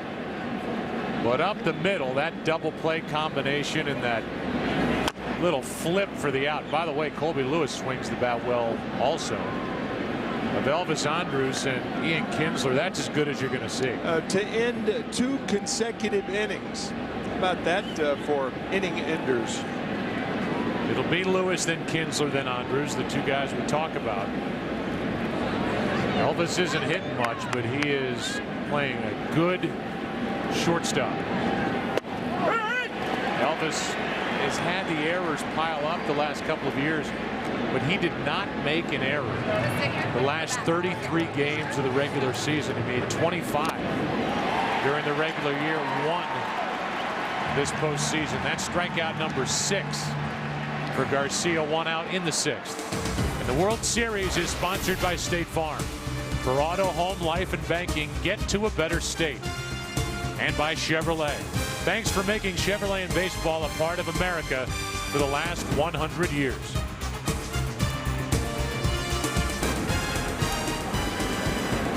Here's Kinsler, who popped 32 home runs during the regular season, tied for 5th in the AL. Takes a strike.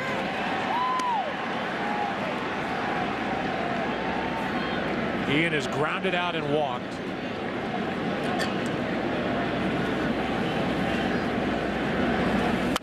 In off the hands and fouled, backing out of play, strike 2. Kinsler hit just .214 on the road during the regular season, but in the postseason, 14 games, he's hit 3 home runs, hitting .339. Away from Arlington during October, and that is another hit. And he's on base for the 2nd consecutive time. And it's time for the Nikon 1 replay cam, and we replay the double play that ended the 4th inning with a barehanded grab, and then in the 5th, straight out of the glove to save a run and end the inning as Kinsler beat Garcia to the base. Yeah, keep in mind Kinsler was playing Rafael Furcal to pull, so he had a longer way to go to make the tag of the bag to end the inning. 1 on, 1 out for Elvis Andrews. These guys now seeing Garcia for the 3rd time. That might be out at 2nd and out at 1st. Double play. The Cardinals turn 1. And they get the 2 guys who have played so well up the middle for the Rangers. Kinsler out at 2nd.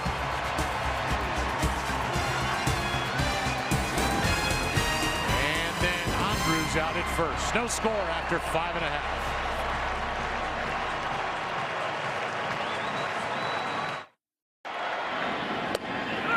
First pitch of the bottom of the 6th is a strike to John Jay. It'll be Jay, Pujols, and Berkman. Everybody gets on Holiday. Colby Lewis back to the hill. And Jay clumps one up the first baseline, foul, strike 2. Alexi Ogando is getting ready just because, well, just because Colby Lewis can't be pitching much better. And he's been helped out by his middle infielders the last 2 innings. I think it would make sense if you get a runner on at 3rd. If the Cardinals get a runner on at 3rd and less than 2 outs, Ron Washington may bring Ogando in to pitch to Matt Holliday and or David Freese. Try for the strikeout or the pop-up. Here's the 0-2. Just inside, ball 1. Meanwhile, by far the best start of the postseason from the Rangers starters in Colby Lewis. He has been terrific. Here's the 1-2. Jay into left center field, and that is Gentry on the move. Got a good jump, 1 out. It'll bring in Albert Pujols, who's 0 for 2. You can see how Gentry is playing off the right shoulder of the pitchers. Very few center fielders, when they're straight away, will play behind the pitcher. The reason for that is they can't see the pitch. When you're off the shoulder, you see the pitch a lot better, and that gives you an extra step or two. Pujols. Ball 1 outside. Albert has hit 2 home runs this postseason. 15 in his postseason career. He's in his 7th postseason. This year broke that string as he almost reached 300 again with the average and 100 again in the RBI category. Here's the 2-0. 2-1.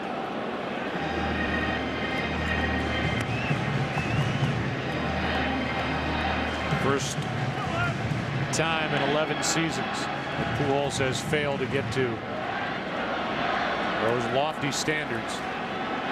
That's foul. And it's 2-2.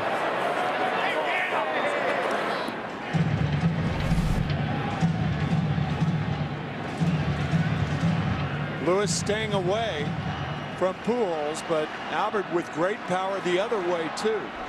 But that's good strategy. He's going to beat you, make him do it to right field.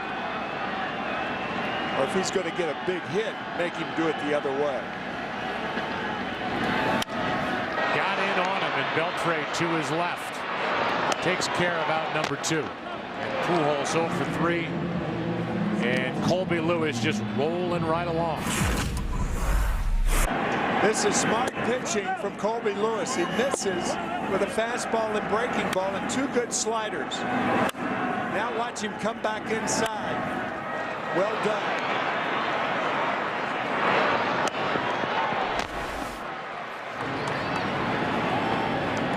And here is Berkman, who hit 28 of his 32 overall home runs from this side of the plate.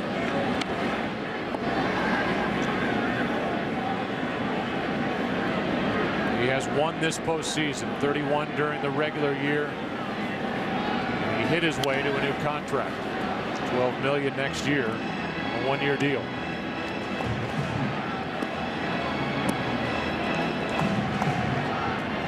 Trying to break this string.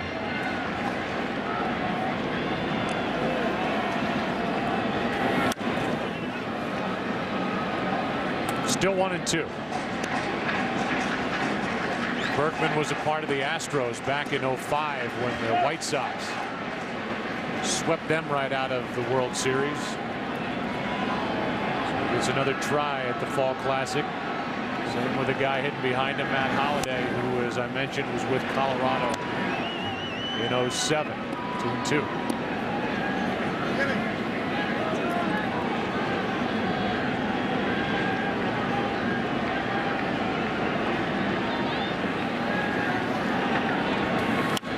Off the hands. Will it stay in play? No. A.J. Pierzynski, a member of the White Sox in 2005, Jerry Reinsdorf's White Sox. And if you've noticed on our pregame show, A.J. makes sure he wears that World Championship ring on his right hand where he holds the mic, and I don't blame him. What a postseason that group had. Oh, my gosh. Their rotation, they didn't even need to bring their bullpen to the ALCS. Berkman strikes out, and Colby Lewis has been fantastic. He has struck out 3. We played 6 scoreless in game number 2 here in St. Louis. Back after this from your local Fox station. Tonight's Volkswagen Passat trivia question. Mickey Mantle hit a record 18 World Series home runs. Off whom did he hit his final World Series home run? That brings a smile to your face, but it's not the greatest memory for you. No, but it turned out okay. Yeah, I called it.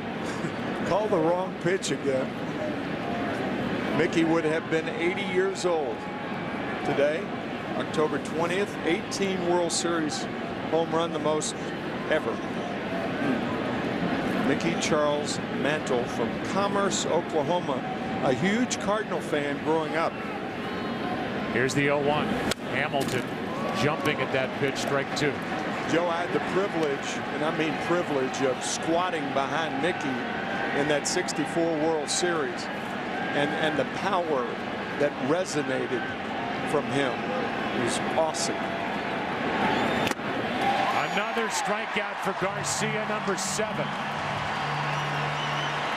And I don't think anybody expected this out of Jaime Garcia. Nope, into the 7th inning with his shutout, 7 strikeouts, totally off balance is Josh Hamilton, and that is a real surprise. I don't think any guy from either lineup will be happy to get back to warmer weather more than Josh. Here is Michael Young. Every strikeout, by the way, has been a swinging 3rd strike. These guys are trying to make contact, and Garcia keeps getting it by him. Not a lot of hard hit balls tonight. Punto to his right. 2 out. Geico in-game box score for Texas, and you can expect in a game like this a lot of zeros on this side. The only hits, a single by Kinsler. He's also walked, and a single by Michael Young. That's all. Now Adrian Beltre.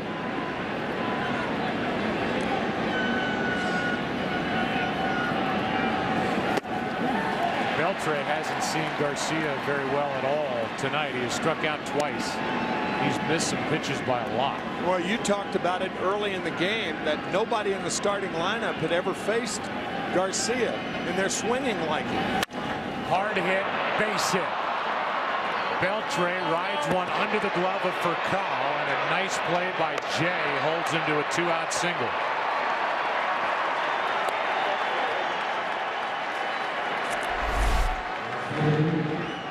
First hit of the night for Beltre. All the hits by the Rangers, singles. So now Beltre a 2-out runner.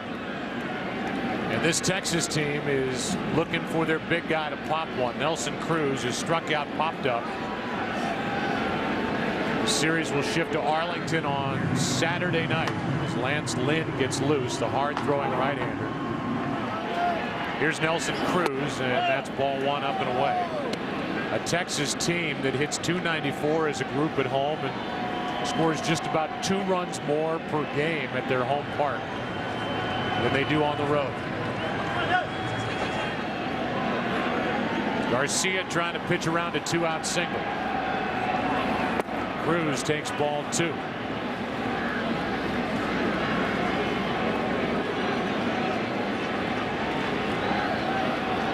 Nelson Cruz missed time with a bad hamstring, still managed to hit 29 home runs. And now Molina will go out and try and help guide Garcia through this at bat. Well, guide is a good word, because the one thing Garcia doesn't want to do is guide a fastball that sails inside. Dave Duncan and Tony La Russa, I'm sure, are thinking right now, don't try and challenge this guy again when he's looking fastball. Stay away. And I think the visit was made for 2 reasons. 1, this at bat. 2, to get Lynn time to get ready with the right-handed hitting Napoli on deck. Right. Because as we saw, Lynn just started to throw. This tight game can turn with 1 swing. 2-1 over the outside part.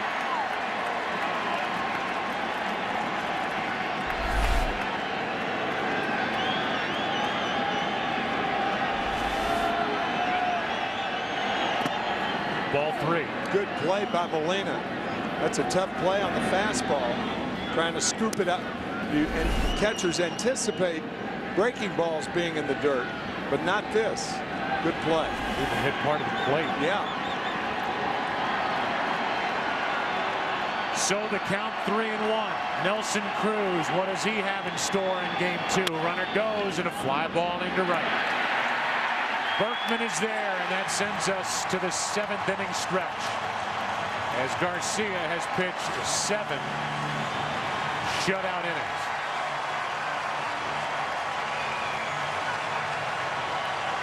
We're not through a full 7 innings yet, as Lewis will go back to work.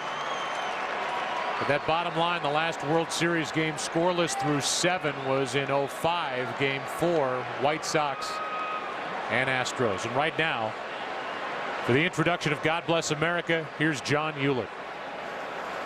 Ladies and gentlemen, please rise for the singing of God Bless America. We are being led tonight by retired Navy Petty Officer First Class and national recording artist Generald Wilson. God bless America, land that I love. Stand beside her and guide her through the night with the light from above. From the mountain to the prairies to the oceans white with foam. God bless America, my home, sweet home. God bless America, my home, sweet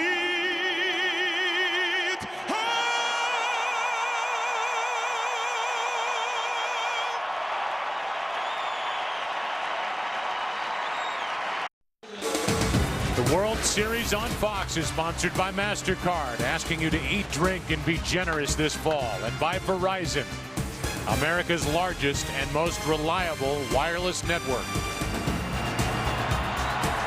Matt Holliday first up for St. Louis in the bottom of the 7th.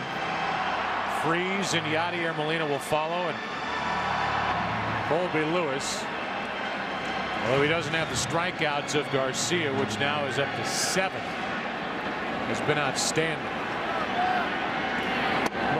Drives Holliday off the plate with ball 1. Holliday has walked and bounced into a beautifully turned double play by Andrus and Kinsler. There's a strike. Rode him off the plate, then hit the outside corner, a ball and a strike.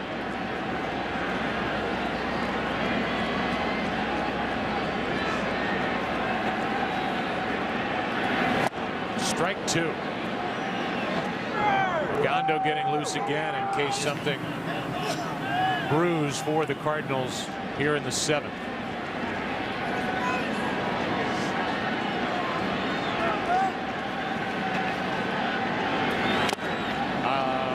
Strikeout starts the 7th as Napoli hung on to that foul tip.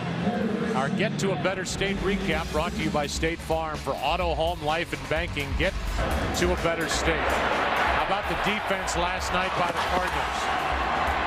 Diving play by Carpenter for the 2nd out of the game. That sliding play by Pujols. And then tonight, the Rangers flashed some leather. And this one saved a run and ended the inning as Freese has now hit in 12 straight postseason games. A Cardinal record, and he is on with 1 out here in the 7th. If there were nobody out, I think Tony La Russa in a scoreless game would pinch run for David Freese. But now Tony doesn't know whether he's going to be the hitter in the bottom of the 9th inning, so he's going to leave the bat in there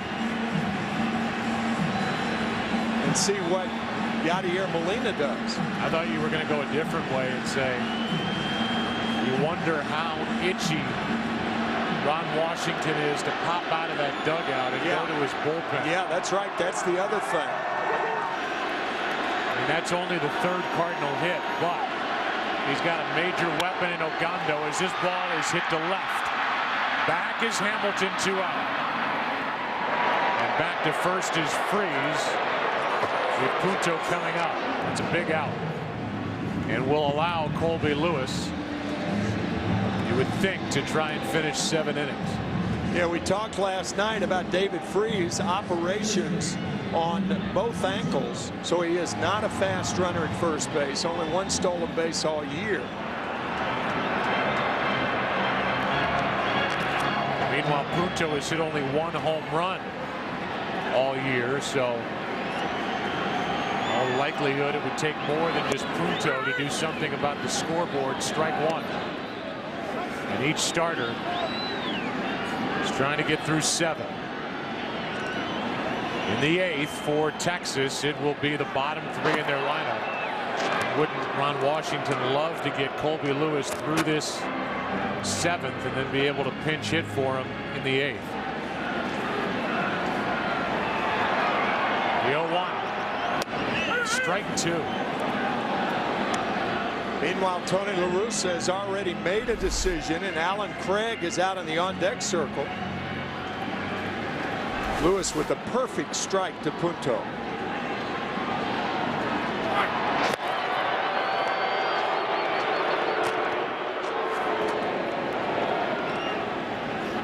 You wonder if Punto makes it out here and they don't get to Alan Craig in the number 9 spot, if it's Garcia back out there for the 8th or Salas, who's getting ready in a hurry in case Craig pinch hits. For Jaime Garcia, who's still got his jacket on and seated in the dugout.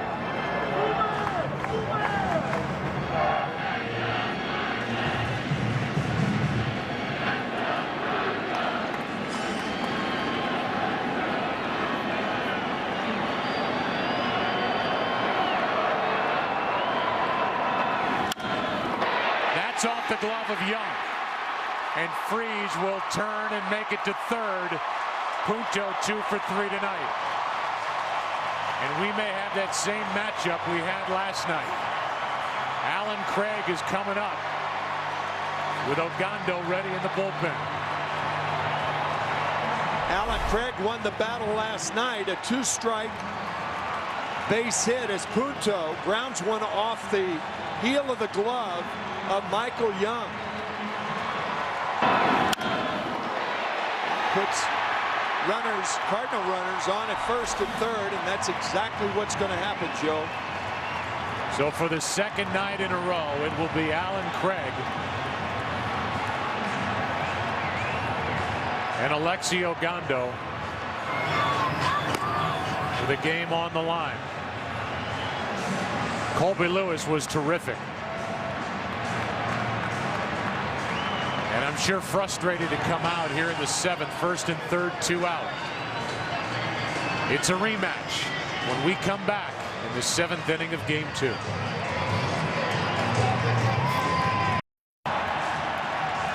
Alexi Ogando allowed the hit last night, a pinch hit RBI single to Alan Craig, which was the difference in the game. A game the Cardinals won 3-2 on the RBI single to right field on a fastball by Alan Craig. In fact, all of Ogando's pitches last night were fastballs. We'll see if he goes to the slider here. Ooh, similar pitch. When we talked to Ron Washington, he said he didn't use the slider. I could second guess that, but I won't. And then he said he got it by him up. But we know that Alan Craig likes fastballs down, and that's where Ogando went. And Alan Craig lined a base hit into right. With the slider added to that possibility of a wild pitch. And Craig is delivered again. In to score is Freese, and the Cardinals score first. Alan Craig has done it to Ogando back-to-back nights. 1-0 in the 7th.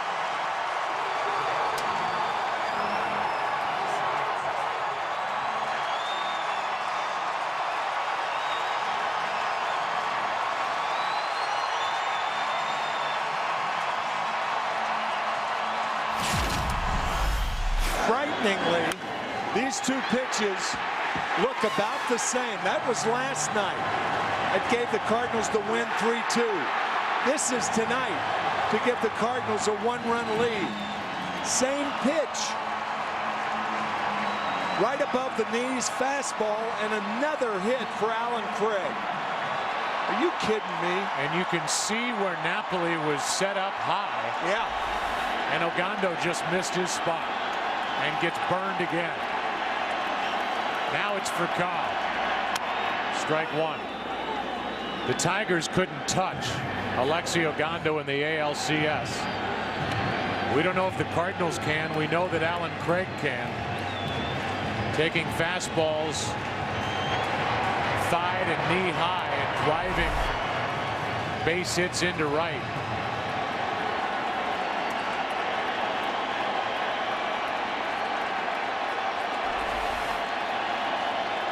Two on, two out in the 0-1. Last night, Alan Craig's go-ahead RBI in the 6th was the first by a pinch hitter in the World Series since Wade Boggs in Game 4 of '96. And Alan Craig has been a big RBI man in limited work. And the highest RBI rate per at-bat on the team for St. Louis during the season. Here's a 1-1. Nasty pitch down and in. Strike two. That's that slider we were talking about. It can be very intimidating. Carl missed it about 9 inches. But again, Ogando did not throw that pitch right and give another look to Alan Craig. Credit Craig with being a disciplined hitter, going with the pitch into right. As he did last night. Something he has learned from his hitting coach, Mark McGuire, is for Kyle pulls it foul. Can't fault Ron Washington for going to Ogando. Ever. Not with his arm, ever. You have to fault Ogando for not executing a pitch. Well, if you find fault with that, or you could credit Alan Craig. Absolutely. 2 nights in a row. Which is what Ron Washington said. He said, I can second guess Ogando. And yeah, you can talk about pitch selection or location. But I choose to credit Alan Craig, and he'll have to do it again. Outside, 2-2. Tony La Russa, on the other hand, telling us that Alan Craig is fearless in the batter's box. And he proved it again tonight.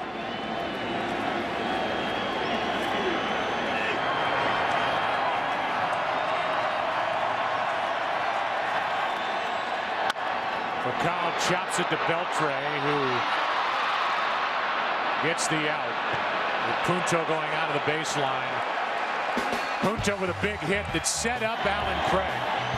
And for the second consecutive game, Craig gets Ogando. The Cardinals take a late 1-run lead, and on the other side, Ron Washington hangs his head. Freese has scored the game's only run, and after 7 in Game 2, 1-0, St. Louis.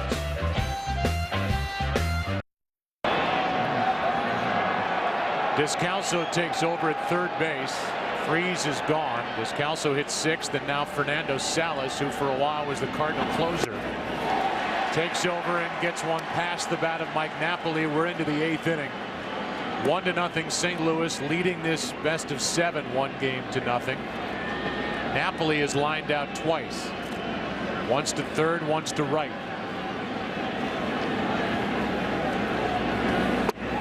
On the inside corner, strike 2. And now Mike Adams gets loose because Ogando is the 3rd scheduled hitter in this 8th. David Murphy on deck to bat for Gentry.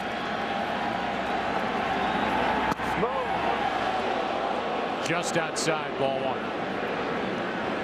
Tony La Russa calls Fernando Salas his most flexible reliever. He'll bring him in the 3rd as a long man, in the 5th, 6th, through the 9th. 24 saves on the year also. Out in front of his Napoli, who fouls at 1-2.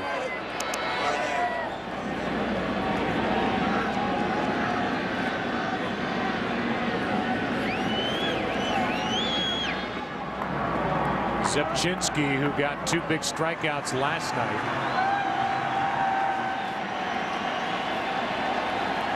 He is getting loose with Murphy on deck.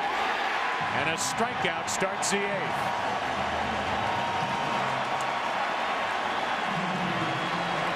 Now Salas got away with one. You could see Molina setting up outside, and that ball backs up right down the middle of the plate. That is a knuckle curveball. You could see that forefinger on top of the ball using the seams for that downward movement. But he got away with a hanger then. And with Murphy coming up, it appears Zepchinski is coming in. Both the Cardinals and Rangers have averaged just over 5 pitchers per game this postseason. Zepchinski will be number 2 of the inning, number 3 on the night. Cardinals switch pitchers. Jenny O invites you to switch to Turkey as we play here in the 8th.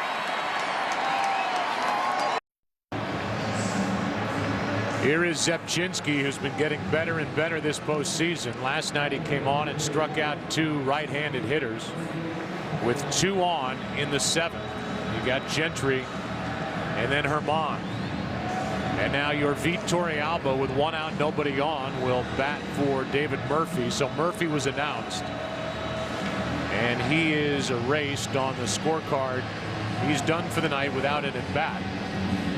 Torey Alba, who so far this postseason is 4 for 12, was left on the bench last night, gets a chance to hit here in the 8th inning against the lefty Zepchinski as Dotel gets loose for Tony La Russa in his bullpen. What happens in the later innings is a manager tries to, as you look at Octavio Dotel, he tries to use 1 pitcher for 2 hitters, as La Russa did here. Both Murphy and Torey Alba now in the game, and Torey Alba can't play left field, so you could make a case that the Rangers will have to use 3 hitters in hopes of scoring 1 run. Fastball is fouled off the end of the bat. Torey Alba, who had good back-to-back games in the ALCS in games 3 and 4 in Detroit, bats in front of Mitch Moreland, who's on deck.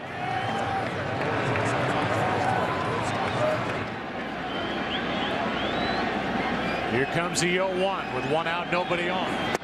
Strike 2 on the swing.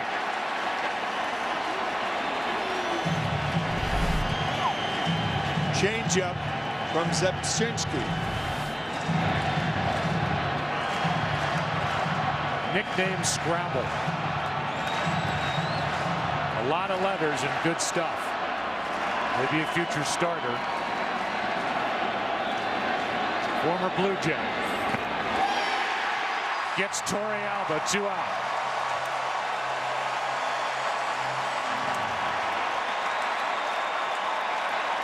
And now Moreland comes back, and Herman will walk to the plate. That's that slider out of the strike zone. So Zepchinski has faced 3 Ranger hitters and struck them all out. All right-handed. Yeah. Again, the strategy here in the later innings is Tony La Russa hopes the Rangers run out of innings before he runs out of relievers. The decision here is straightforward. La Russa's thinking, do I want Zepchinski against Herman, or do I want to bring in Dotel and have more of a home run threat in Moreland back for Herman? Right. He'll stay with Zepchinski.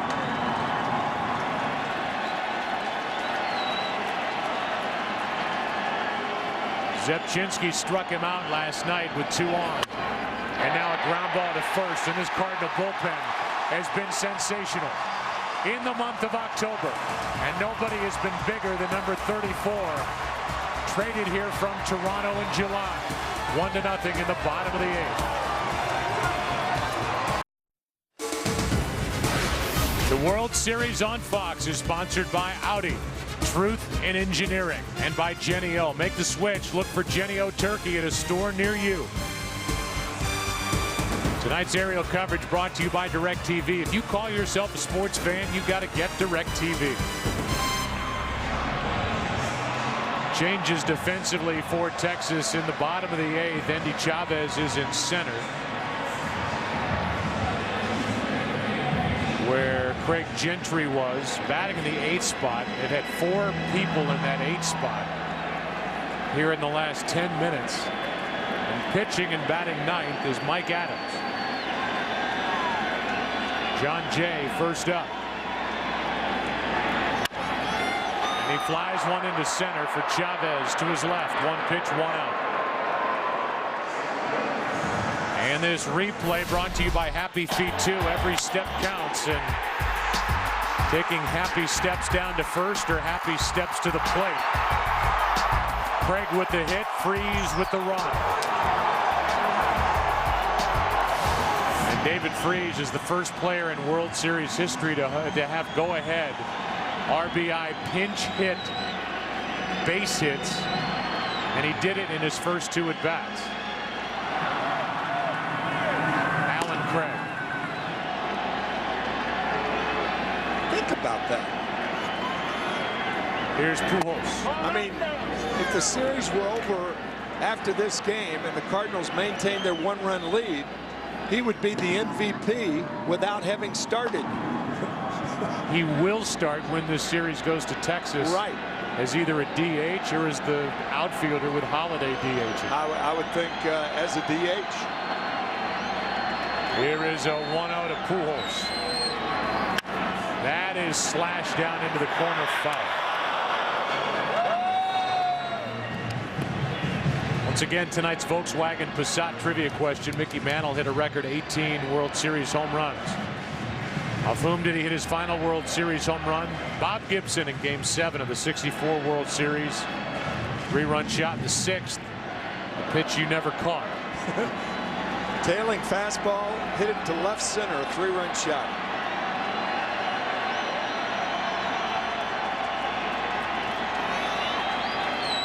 Here is a 1-1 to Pujols. And that's well hit into right. At the wall, this ball is caught by Nelson Cruz with his back up against that fence. 2 out.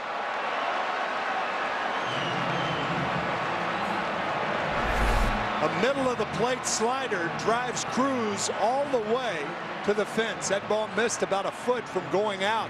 Good play by Nelly Cruz. And that keeps it 1-0 with 2 out here in the 8th. Cold weather.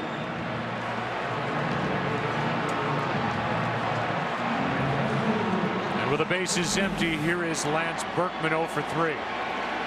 The Rangers will have the top of their lineup against Jason Mott in the 9th. Kinsler, Andrus, and Hamilton. If anybody gets on, Michael Young. Strike 1 on Berkman. So again, Alan Craig, in the history of the World Series, and he's done it in his only 2 at-bats, his first 2. Becomes the first to have go-ahead successful pinch hit base hits for RBIs. World Series history. Here is the 0-1 to Berkman. Down and in.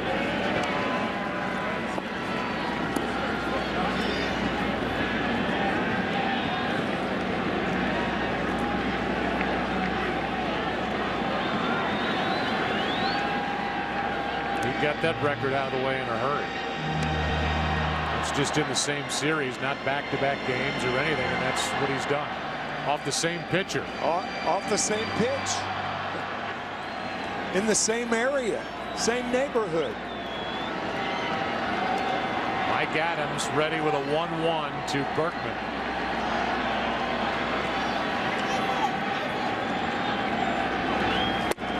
Ball 2.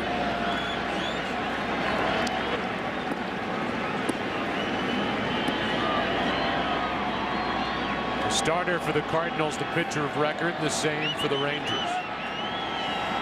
Lewis is on the hook for the loss, as Ogando allowed an inherited runner to score on that hit by Alan Craig.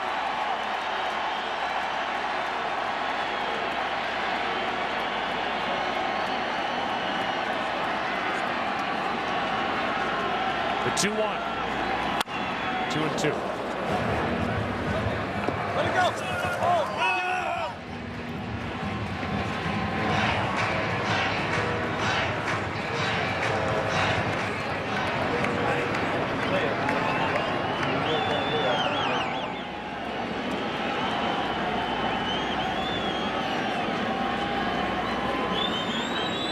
Adams digging at that mat to get the dirt out of his spikes.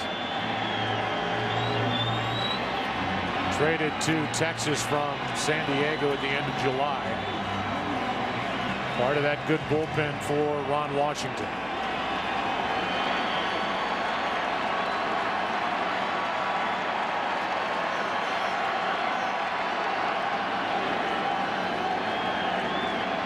Here's a 2-2. Kinsler can't make the play to his left. And the bottom of the 8th inning continues on a base hit by Berkman.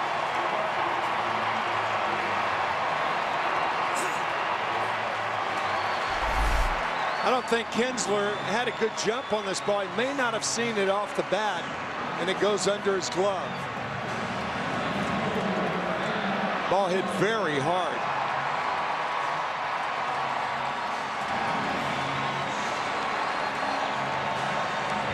When this series resumes after a travel day tomorrow, Saturday night, it'll be Matt Harrison, the hard-throwing left-hander, against Kyle Loesch. And then Holland and Edwin Jackson in Game 4. That's the plan as of right now. Ball 1 just low to Matt Holliday. And that is Saturday night right here on Fox on the air at 7:30 Eastern, 4:30 Pacific. What a riveting game. 2 of them. Yep.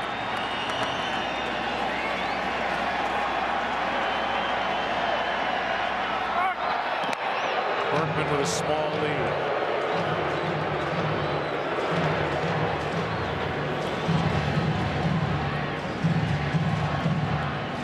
Berkman 2 steals during the regular season, was caught 6 times. He was 2 for 8. He's 2 for 2 this postseason.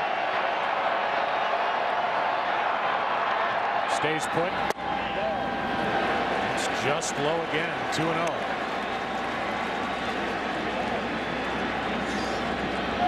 Remember, Freeze is out of there for defensive reasons, and Descalso is on deck.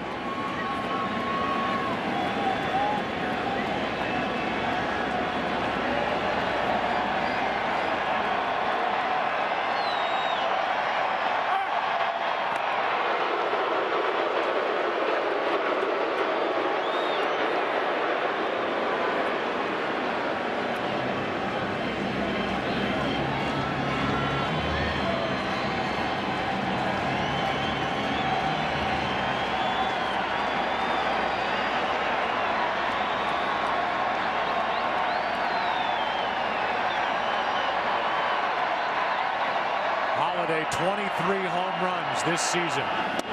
Takes on the inside corner, 2-1.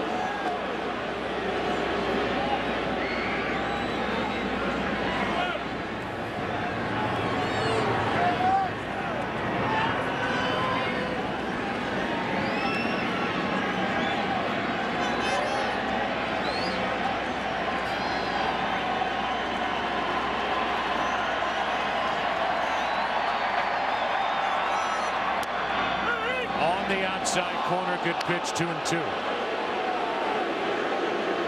You hear that expression a lot, perfect pitch. Nobody's going to hit that pitch. Nobody.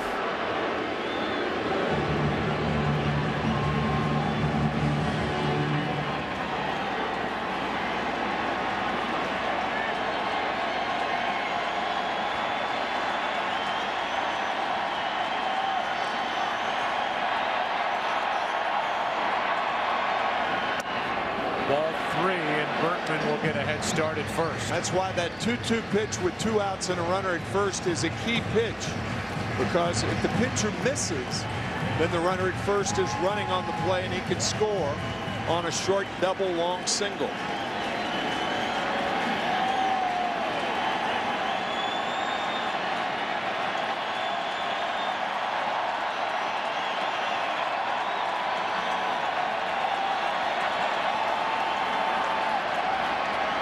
There goes Berkman on ball 4.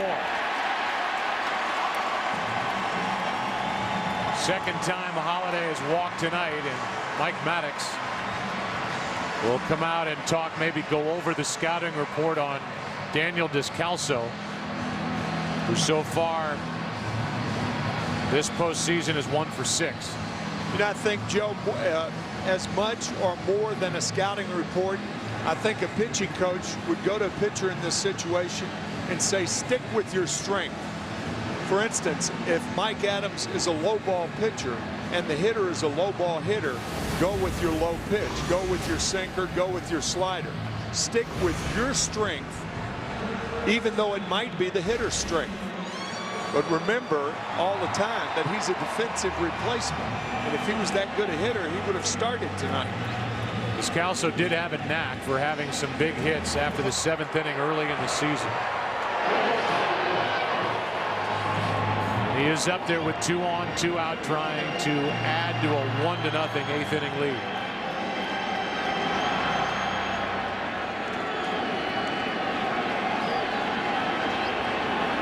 A hit, then a walk with 2 out.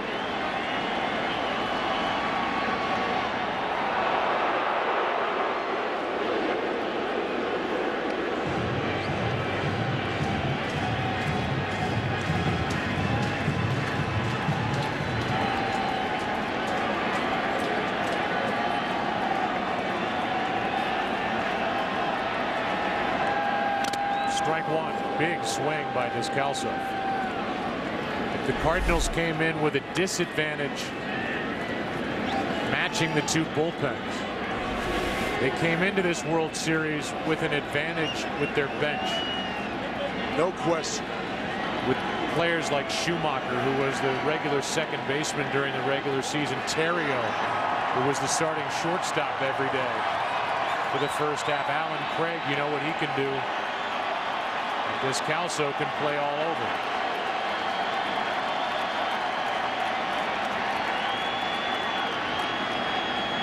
Two on, 2 out. To the right side. Kinsler makes the pickup. A nice play to end the inning. And that sets it up for the 9th. Jason Mott is getting ready for the top of the order. Kinsler, Andrews, Hamilton coming up. St. Louis up by 1. Skip Schumacher takes over in right for Berkman, so the Cardinals add to their defense. Schumacher bats 9th, and Jason Mott takes over. Top of the order. Ian Kinsler spins away from ball 1 inside. The Cardinals, who are playing in their 18th World Series, are playing in their 107th postseason game in franchise history. They have never been involved in a 1-0 game. As that fastball hits the inside corner, it's a 1-1 count. Again, good work by Zepchinski.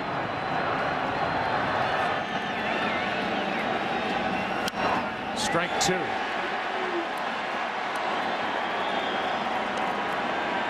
Jason Mott, who got his first save, as it had a revolving door at closer in St. Louis this year. First save August 28th, is 14 of 15 since that day. It's small solace to Ranger hitters that Jason Mott does not have an off-speed pitch. So far, he doesn't need one. That's ball 2.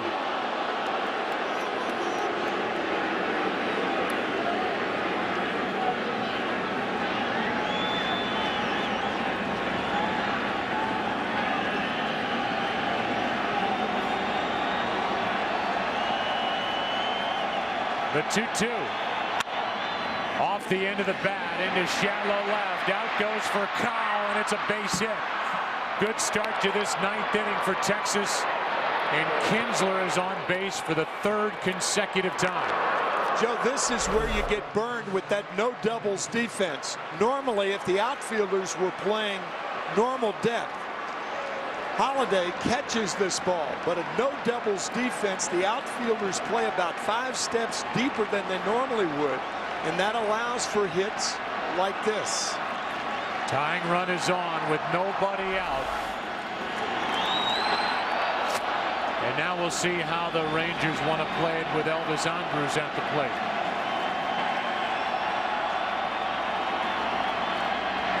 Shows bunt, takes the ball. Normally, when you're on the road, you don't bunt to tie. However, the Rangers bullpen has been so good during the postseason. That's why Ron Washington has opted to bunt.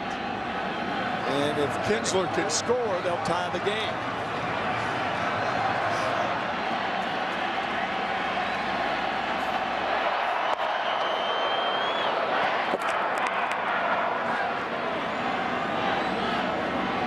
Elvis Andrus 0 for 3 tonight. 0 for 6 in this World Series.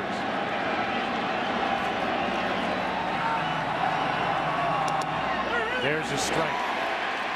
Neftali Feliz, the closer. Darren Oliver, the lefty, getting loose for Texas in their pen.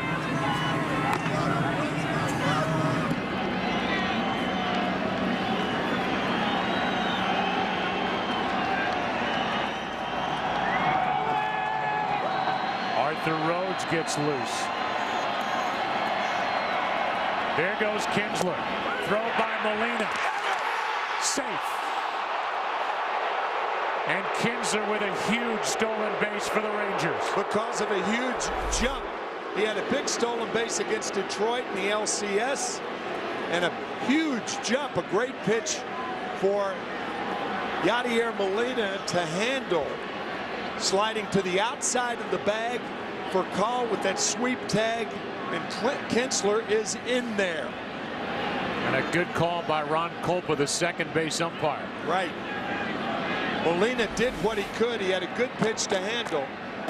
And that transfer was perfect, but too good a jump for Kinsler. Knowing that most short relievers do not have good moves to first base. Just in there. Runner at second, the tying run, nobody out here in the ninth.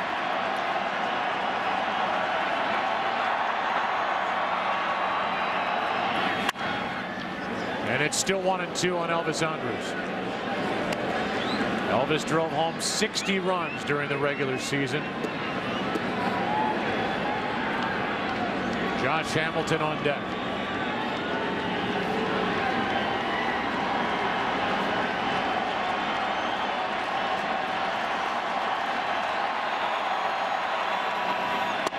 Inside, 2-2. Remember, if this game goes to extra innings, Cardinals have a couple of big bats no longer in their lineup, Freese and Perkins. Tony La Russa just moving center fielder John Jay about 3 steps into right center field.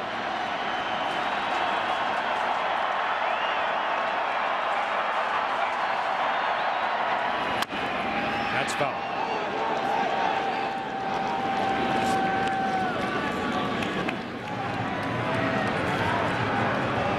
About Skip Schumacher, he's a defensive replacement.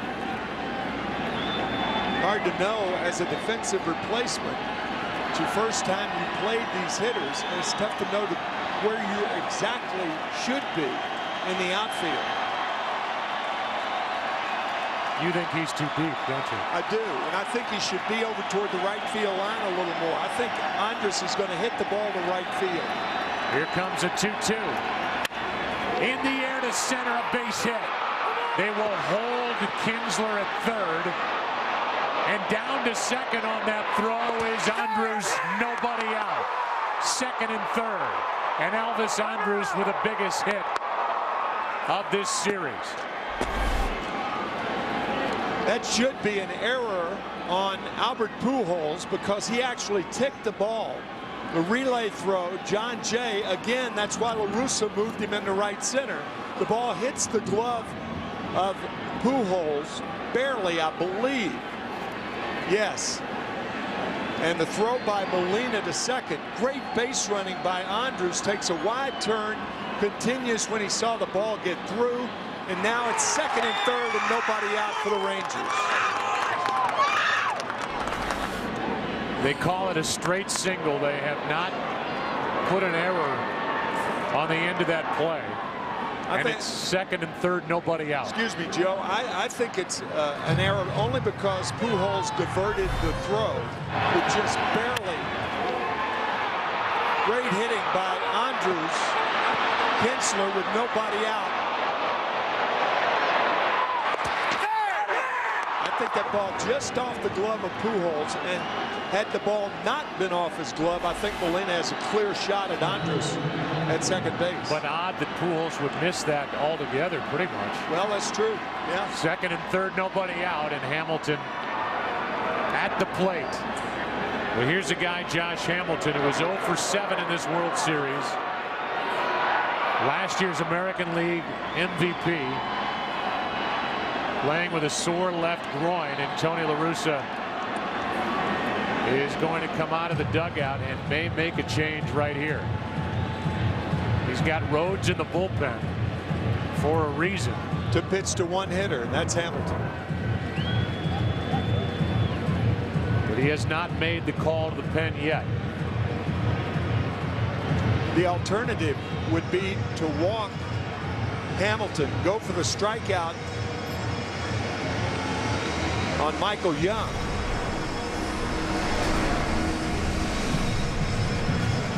Now I think Tony is going to allow the home plate umpire to come out to the mound and make him make a move, or either leave Mott in there. And he's going to go to Rhodes. Right. So Mott is knocked out on a base hit by Kinsler, a stolen base. And then Elvis Andrus with a huge hit into right center, took second on the throw. And the Rangers are in business here in the ninth. Rhodes coming in.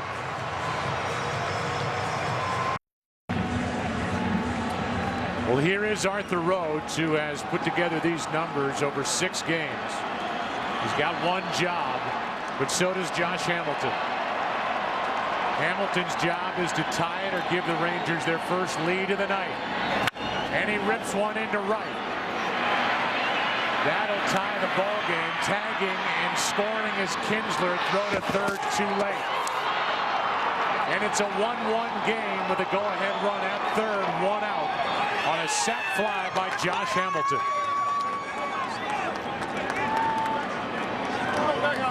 And now with Michael Young coming up, we should have yet another pitching change. After a visit to the mound by Molina, Hamilton does 2 things with one swing. He drives in the tying run and moves the go-ahead run to third base with 1 out. But that shows you the importance of the cutoff man, Albert Pujols, on that throw from center fielder John Jay, and allowing Elvis Andrus to get to second base. And now Elvis is 90 feet away. Lance Lynn coming in. Michael Young coming up. What a game here in game 2.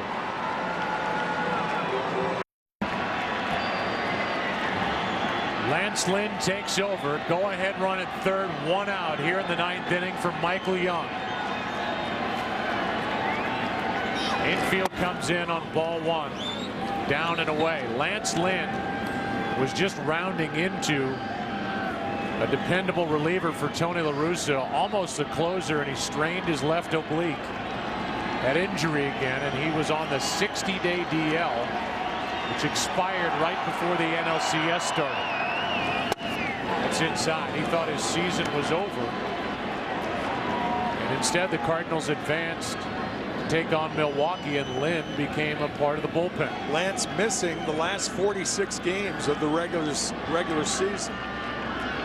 He's behind on the count to Michael Young, who could put the Rangers on top. And it's 3-0 with Beltre on deck. Back-to-back hits by Kinsler and Andrus. Big stolen base in there by Ian Kinsler. Good base running by Andrus in this inning, and a 3-0 is on the outside corner. He hasn't given Michael Young the good fastball yet. A 3-0 slider for a strike. Young 1 for 3 tonight. 7 RBIs this postseason. And it's a full count.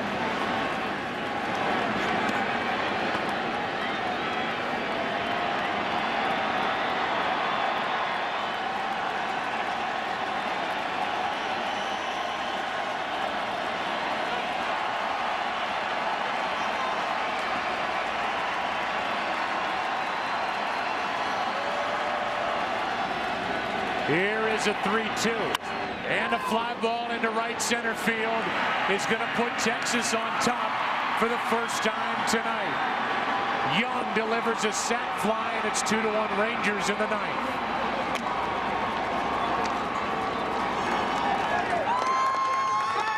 And Elvis Andrus with a big ninth inning here for the Rangers. You talked about the Kinsler stolen base, the excellent base running by Andrus, and Texas takes their first lead of the World Series. And that means that Oliver sits down in the bullpen and Neftali Feliz gets loose. Here is Adrian Beltre. The slider misses down and away. The Cardinals will have Molina, Punto, and Schumacher in the bottom of this inning. Michael Young could not have hit that slider for a sac fly without looking for it. That's to third. Descalso makes the play, and that sends game 2 into the bottom of the ninth inning. The Rangers come up with their first runs of the night. They're charged to Mott, and as the Cardinals bat, they trail by 1. Neftali Feliz will try and save it, end this night, and send this World Series 1 game apiece back to Texas. This will give you an idea, perhaps, of what Albert Pujols was thinking when Ian Kinsler rounded the bag at third base. Watch the third base coach, Dave Anderson, go up with the hands. Kinsler, however, runs through the bag as though he was going to score. I think perhaps Pujols' attention was diverted. He touched the ball enough to where Molina did not have a clean shot of Andrus at second base. And that was the key to scoring 2 runs in that inning and not 1. Andrus with good base running. Excellent. And he scored on the sac fly by Michael Young. Now Yadier Molina starting the bottom of the ninth. Ball 1 high from Feliz, who hits 100 on the radar gun. We talked to Ron Washington, the manager of the Rangers, before the game about the layoff for Feliz, how he's done with a few days off. And he said, I expect him to be right in the strike zone. Something he's been better with the last month of the season. He's behind 2-0. Molina with a career-high 14 home runs during the regular season. Takes ball 3 outside.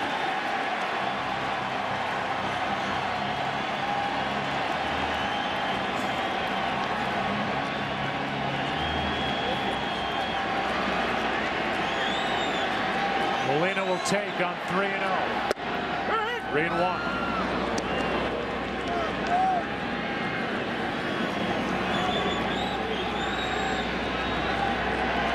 Punto will follow, and then Schumacher. 2-1 Texas. And a leadoff walk handed out by Feliz.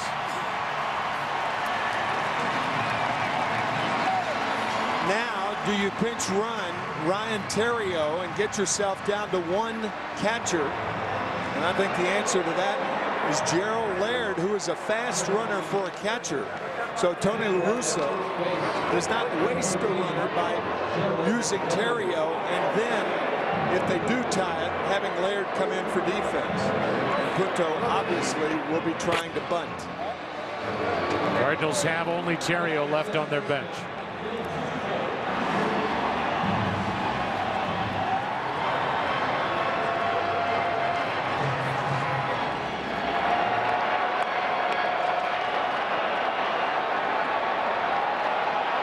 Tying run at first with nobody out. And that's bunted back to the backstop. Strike 1. Upper 90s fastball exploding out of the hand of Feliz. That can't be fun to try and turn around and bunt. Yeah, what you have to try to do is to hold the bat at the top of the strike zone and don't try to bunt it unless the ball's under the bat. If you do, you'll pop it up. Jose Oquendo, I know, is telling Punto, make him be down in the strike zone.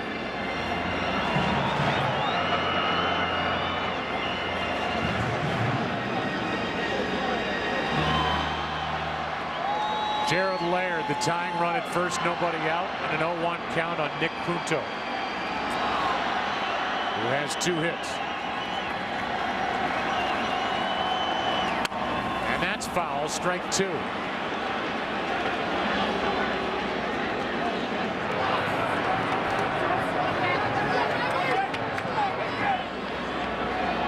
Cardinals won last night 3-2. Rangers lead tonight 2-1.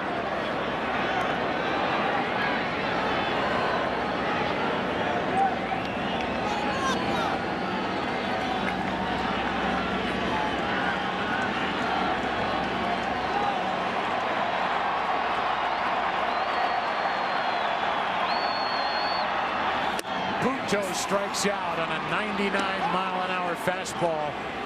He did not advance the runner. Yeah, against Feliz, if you don't get the bunt down and he has 2 strikes on you, it's over. And I don't believe Feliz threw Punto a strike in that at bat. No, good point. 3 high fastballs. Maybe the second pitch was down enough, but I don't think so. Probably outside. And now Schumacher is first at bat.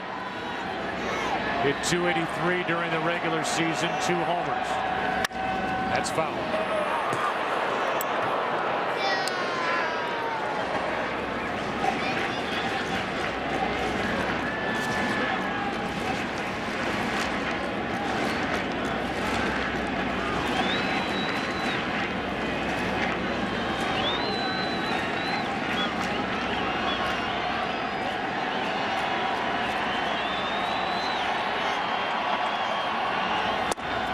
Way high at 98. The ball and a strike. Schumacher batting in the number 9 spot for Kyle on deck. Pujols missed that throw from Jay. That allowed the go-ahead run to get into scoring position. A 1-1. Inside, 98 ball 2.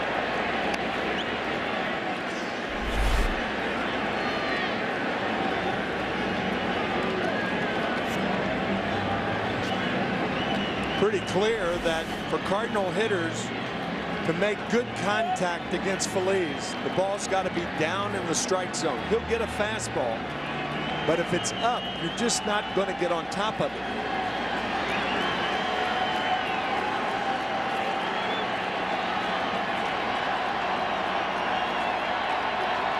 Here's a 2-1. Late swing and a miss, 2-2.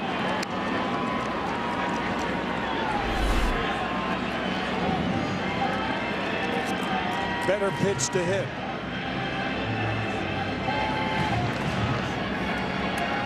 Feliz, a tough assignment. Only 23 years old. Here's 2-2. Foul back to the screen and a 99-mile-per-hour fastball.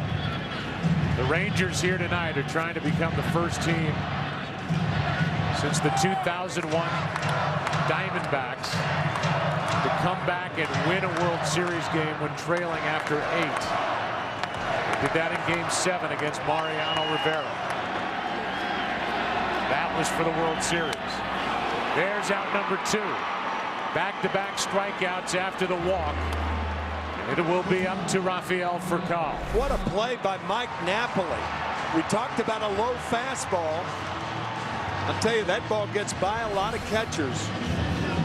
Even though you're expecting the fastball, you don't know how hard it's going to be. Cardinals are down to their final out. Cardinals have had only one walk-off World Series win in franchise history as they play in their 18th. Rangers with 2 in the ninth. Sac flies by Hamilton and Young. For Cal, strike 1. For Cal, in 50 games during the regular season when he came to the Cardinals, hit 7 home runs. He's added 1 more here in the postseason.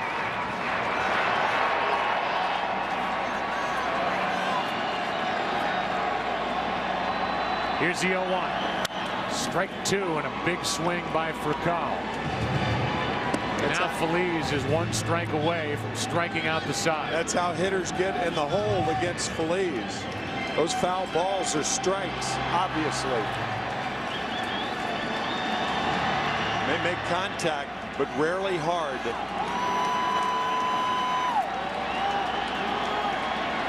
Here's the 0-2 outside.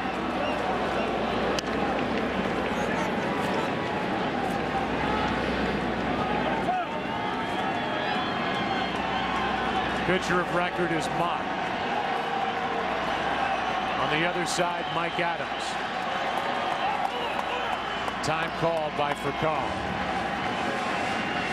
Sometimes a catcher will encourage his pitcher just to shake for effect. He's thrown so many fastballs in a row. He wants the hitter to think he's going to throw something else.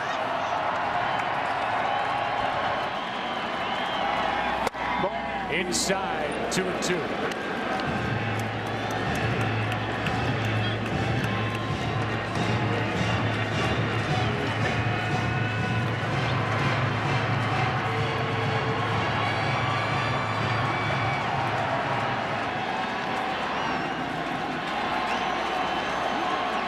Now the next. Furcal hits it in the air to right. Here is Nelson Cruz. And a comeback win for the Texas Rangers as they tie this best-of-7 series at a game apiece. Feliz gets the save, and the Rangers win the battle of the bullpens here tonight. Mott suffers the loss, and Mike Adams, a pickup from San Diego at the deadline, gets the win for the Texas Rangers. And Joe, we talked so much about these Rangers during the LCS and the World Series being the complete team.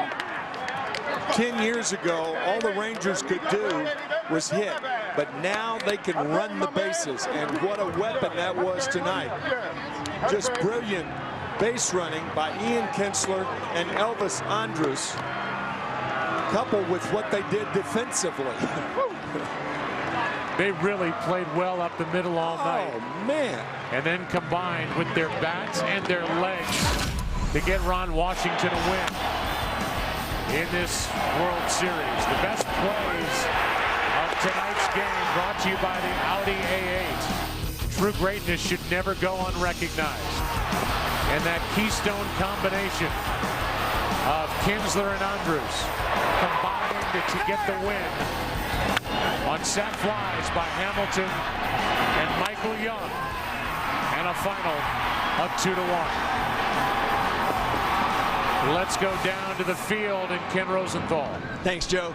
Josh, last night Arthur Rhodes got you on a 3-2 slider. What was your approach against him tonight when you got the go-ahead sac fly? Even if it wasn't him, it was not try to do too much. You know, got to get on second, third, no outs. You don't try to do too much. Try to put the barrel on the ball, and you know, caught it off the end a little bit. It'd been nice to hit it in the sweet spot, though. You guys were 3 outs away from going down 2 games to none in this series. Yeah. How difficult would that have been had that happened? It'd have been hard, you know, but we'd have been comfortable going back to our place, having 3 games. But you know, it's they're just like we are. Never say die to the last out's made, so it makes it fun. You told me before the game that you were trying not to use your legs as much. How did that work out, and how much are you looking forward to the warmer weather in Texas? Yeah, it was off and on. First couple of bats, I did what I wanted to. Third at bat, I struck out on. I was trying to hit it a mile. But then that last at bat, it was just take the hands to the ball, and absolutely looking forward to warmer weather. Josh, thank you very much. Thanks, Joe, back to you. He is a great spokesperson for the Rangers organization, as is the other guy, the man who got the game-winning RBI, Michael Young. There's your final in Game 2. Cardinals stranded 9 runners tonight, and Texas gets the win. Chevy postgame coming up next.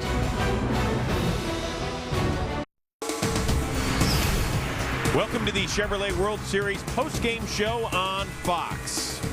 It took the Texas Rangers 18 innings to get their first lead in the World Series.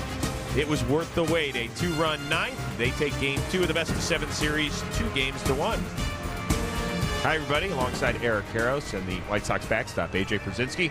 I'm Chris Rose, and you know what? We talked about Tony La Russa the first 2 nights, all those magical moves he's made in the postseason series. When he took Jason Mott out in the 9th, you about jumped out your chair. Yeah, I was surprised. I was shocked. I know he said that he's not his closer, but the thing is, he's your closer, and you've pretty much made him your closer here in the postseason. He was 5 for 5. You take the guy out, Josh Hamilton, 2nd and 3rd, no outs. I understand Arthur Rhodes, but you risk losing Jason Mott, not only for this rest of this postseason, this World Series, but possibly for next year and for farther on down the line. So you got to be real careful. Tony knows his guys better than I do, but at the same time, you always got to watch that and be very, very careful, especially with a young guy in that situation. Yeah, you know, I was surprised also just because Jason Mott throws the ball so darn hard, and Josh Hamilton, I mean, we've seen the at-bat so far in this series. They just have not been productive and up at the plate. He almost looks like he's defensive because he's not feeling well. Here he gets an Arthur Rhodes ball up in the air. What's he do? Sac fly out to right field, makes contact. In that situation, you're looking for a strikeout. That's why you have Jason Mott in there. Here, Michael Young, a 3-2 slider, drives it out there, a sacrifice fly. If you would have told the Texas Rangers that your 3 and 4 hitters go 1 for 14 with 2 sacrifice flies, and you get out of here with 1 win in 2 games, they'd say, we'll take it all day. That's what they did tonight. They stole this game from the St. Louis Cardinals. It has been a tough postseason, undoubtedly, for their cleanup hitter, Michael Young. A few moments ago, our Ken Rosenthal caught up with him. We're here with Michael Young. Michael, take me through the at-bat. You didn't know much about Lance Lynn. You told me before this game you don't know much about the Cardinals. Right. What was that like? He threw me some hooks early on. Threw me a 3-0 hook. At that point, you know, I tried to be as disciplined as I could in the zone because they did have an open bag with 1 out. Wasn't sure if they wanted a fresh at bat. Just tried to stay as disciplined as I could. My only goal was to get something to the outfield deep enough to score a run. You're a former shortstop. You saw Elvis Andrus tonight, both in the field, at bat, and on the bases. What kind of game did he play? I mean, the play he made for Call's ball was just incredible. That was a big momentum shift for us. Kept the game locked up.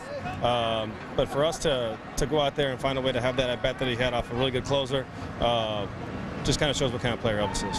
Going back home, the series is tied now. How much of a difference is it just knowing you've got one in your belt? Yeah, obviously, I mean, you want to win every game you play in the postseason. I mean, for us to come back in the 9th there and win this ball game was huge for us. We'll be back home. We know what our ballpark's like with 50,000 people. I mean, it goes crazy in the postseason. So we're looking forward to the environment. I know we're going to feed off of it. Michael, thanks very much. Back to you. All right, guys, thank you very much. Quickly, EK, look ahead. Well, Texas going back home. They're right where they want to be. You know, now they get the DH, although I'm not sure that favors them because Alan Craig will DH for the St. Louis Cardinals. But as I said at the beginning, athleticism will be the difference in this series. Rangers showed it tonight. I think the most interesting point is how is Matt Harrison going to respond in the postseason and in the World Series, and how is Kyle Loesch going to respond? Kyle Loesch has struggled against the Rangers in his whole career. We'll see if he can bounce back in a huge Game 3 for the World Series. Yeah, in fact, you talk about the pitching matchup there in Game 3. It's a pair of 14-game winners from the regular season. Harrison has been very solid. In fact, the Rangers love playing behind him. They have won 15 of his last 17 starts. By the way, when Ken Rosenthal was talking to Josh Hamilton, he said you're looking forward to getting to the warm weather.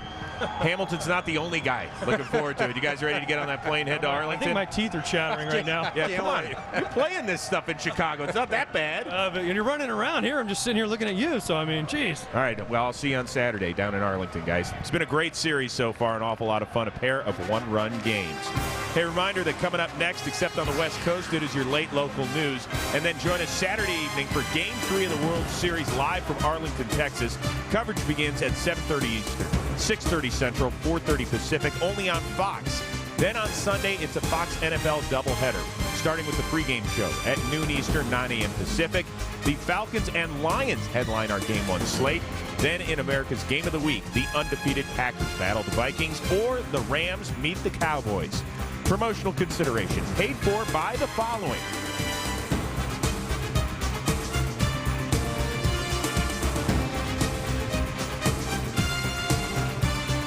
For more information on tonight's game and the latest in Major League Baseball news, log on to foxsports.com, powered by MSN, the world's favorite sports site. For Joe, Tim, Ken, Eric, AJ, and the rest of our Fox crew, this is Chris Rose saying so long from St. Louis. We'll see you Saturday in Texas.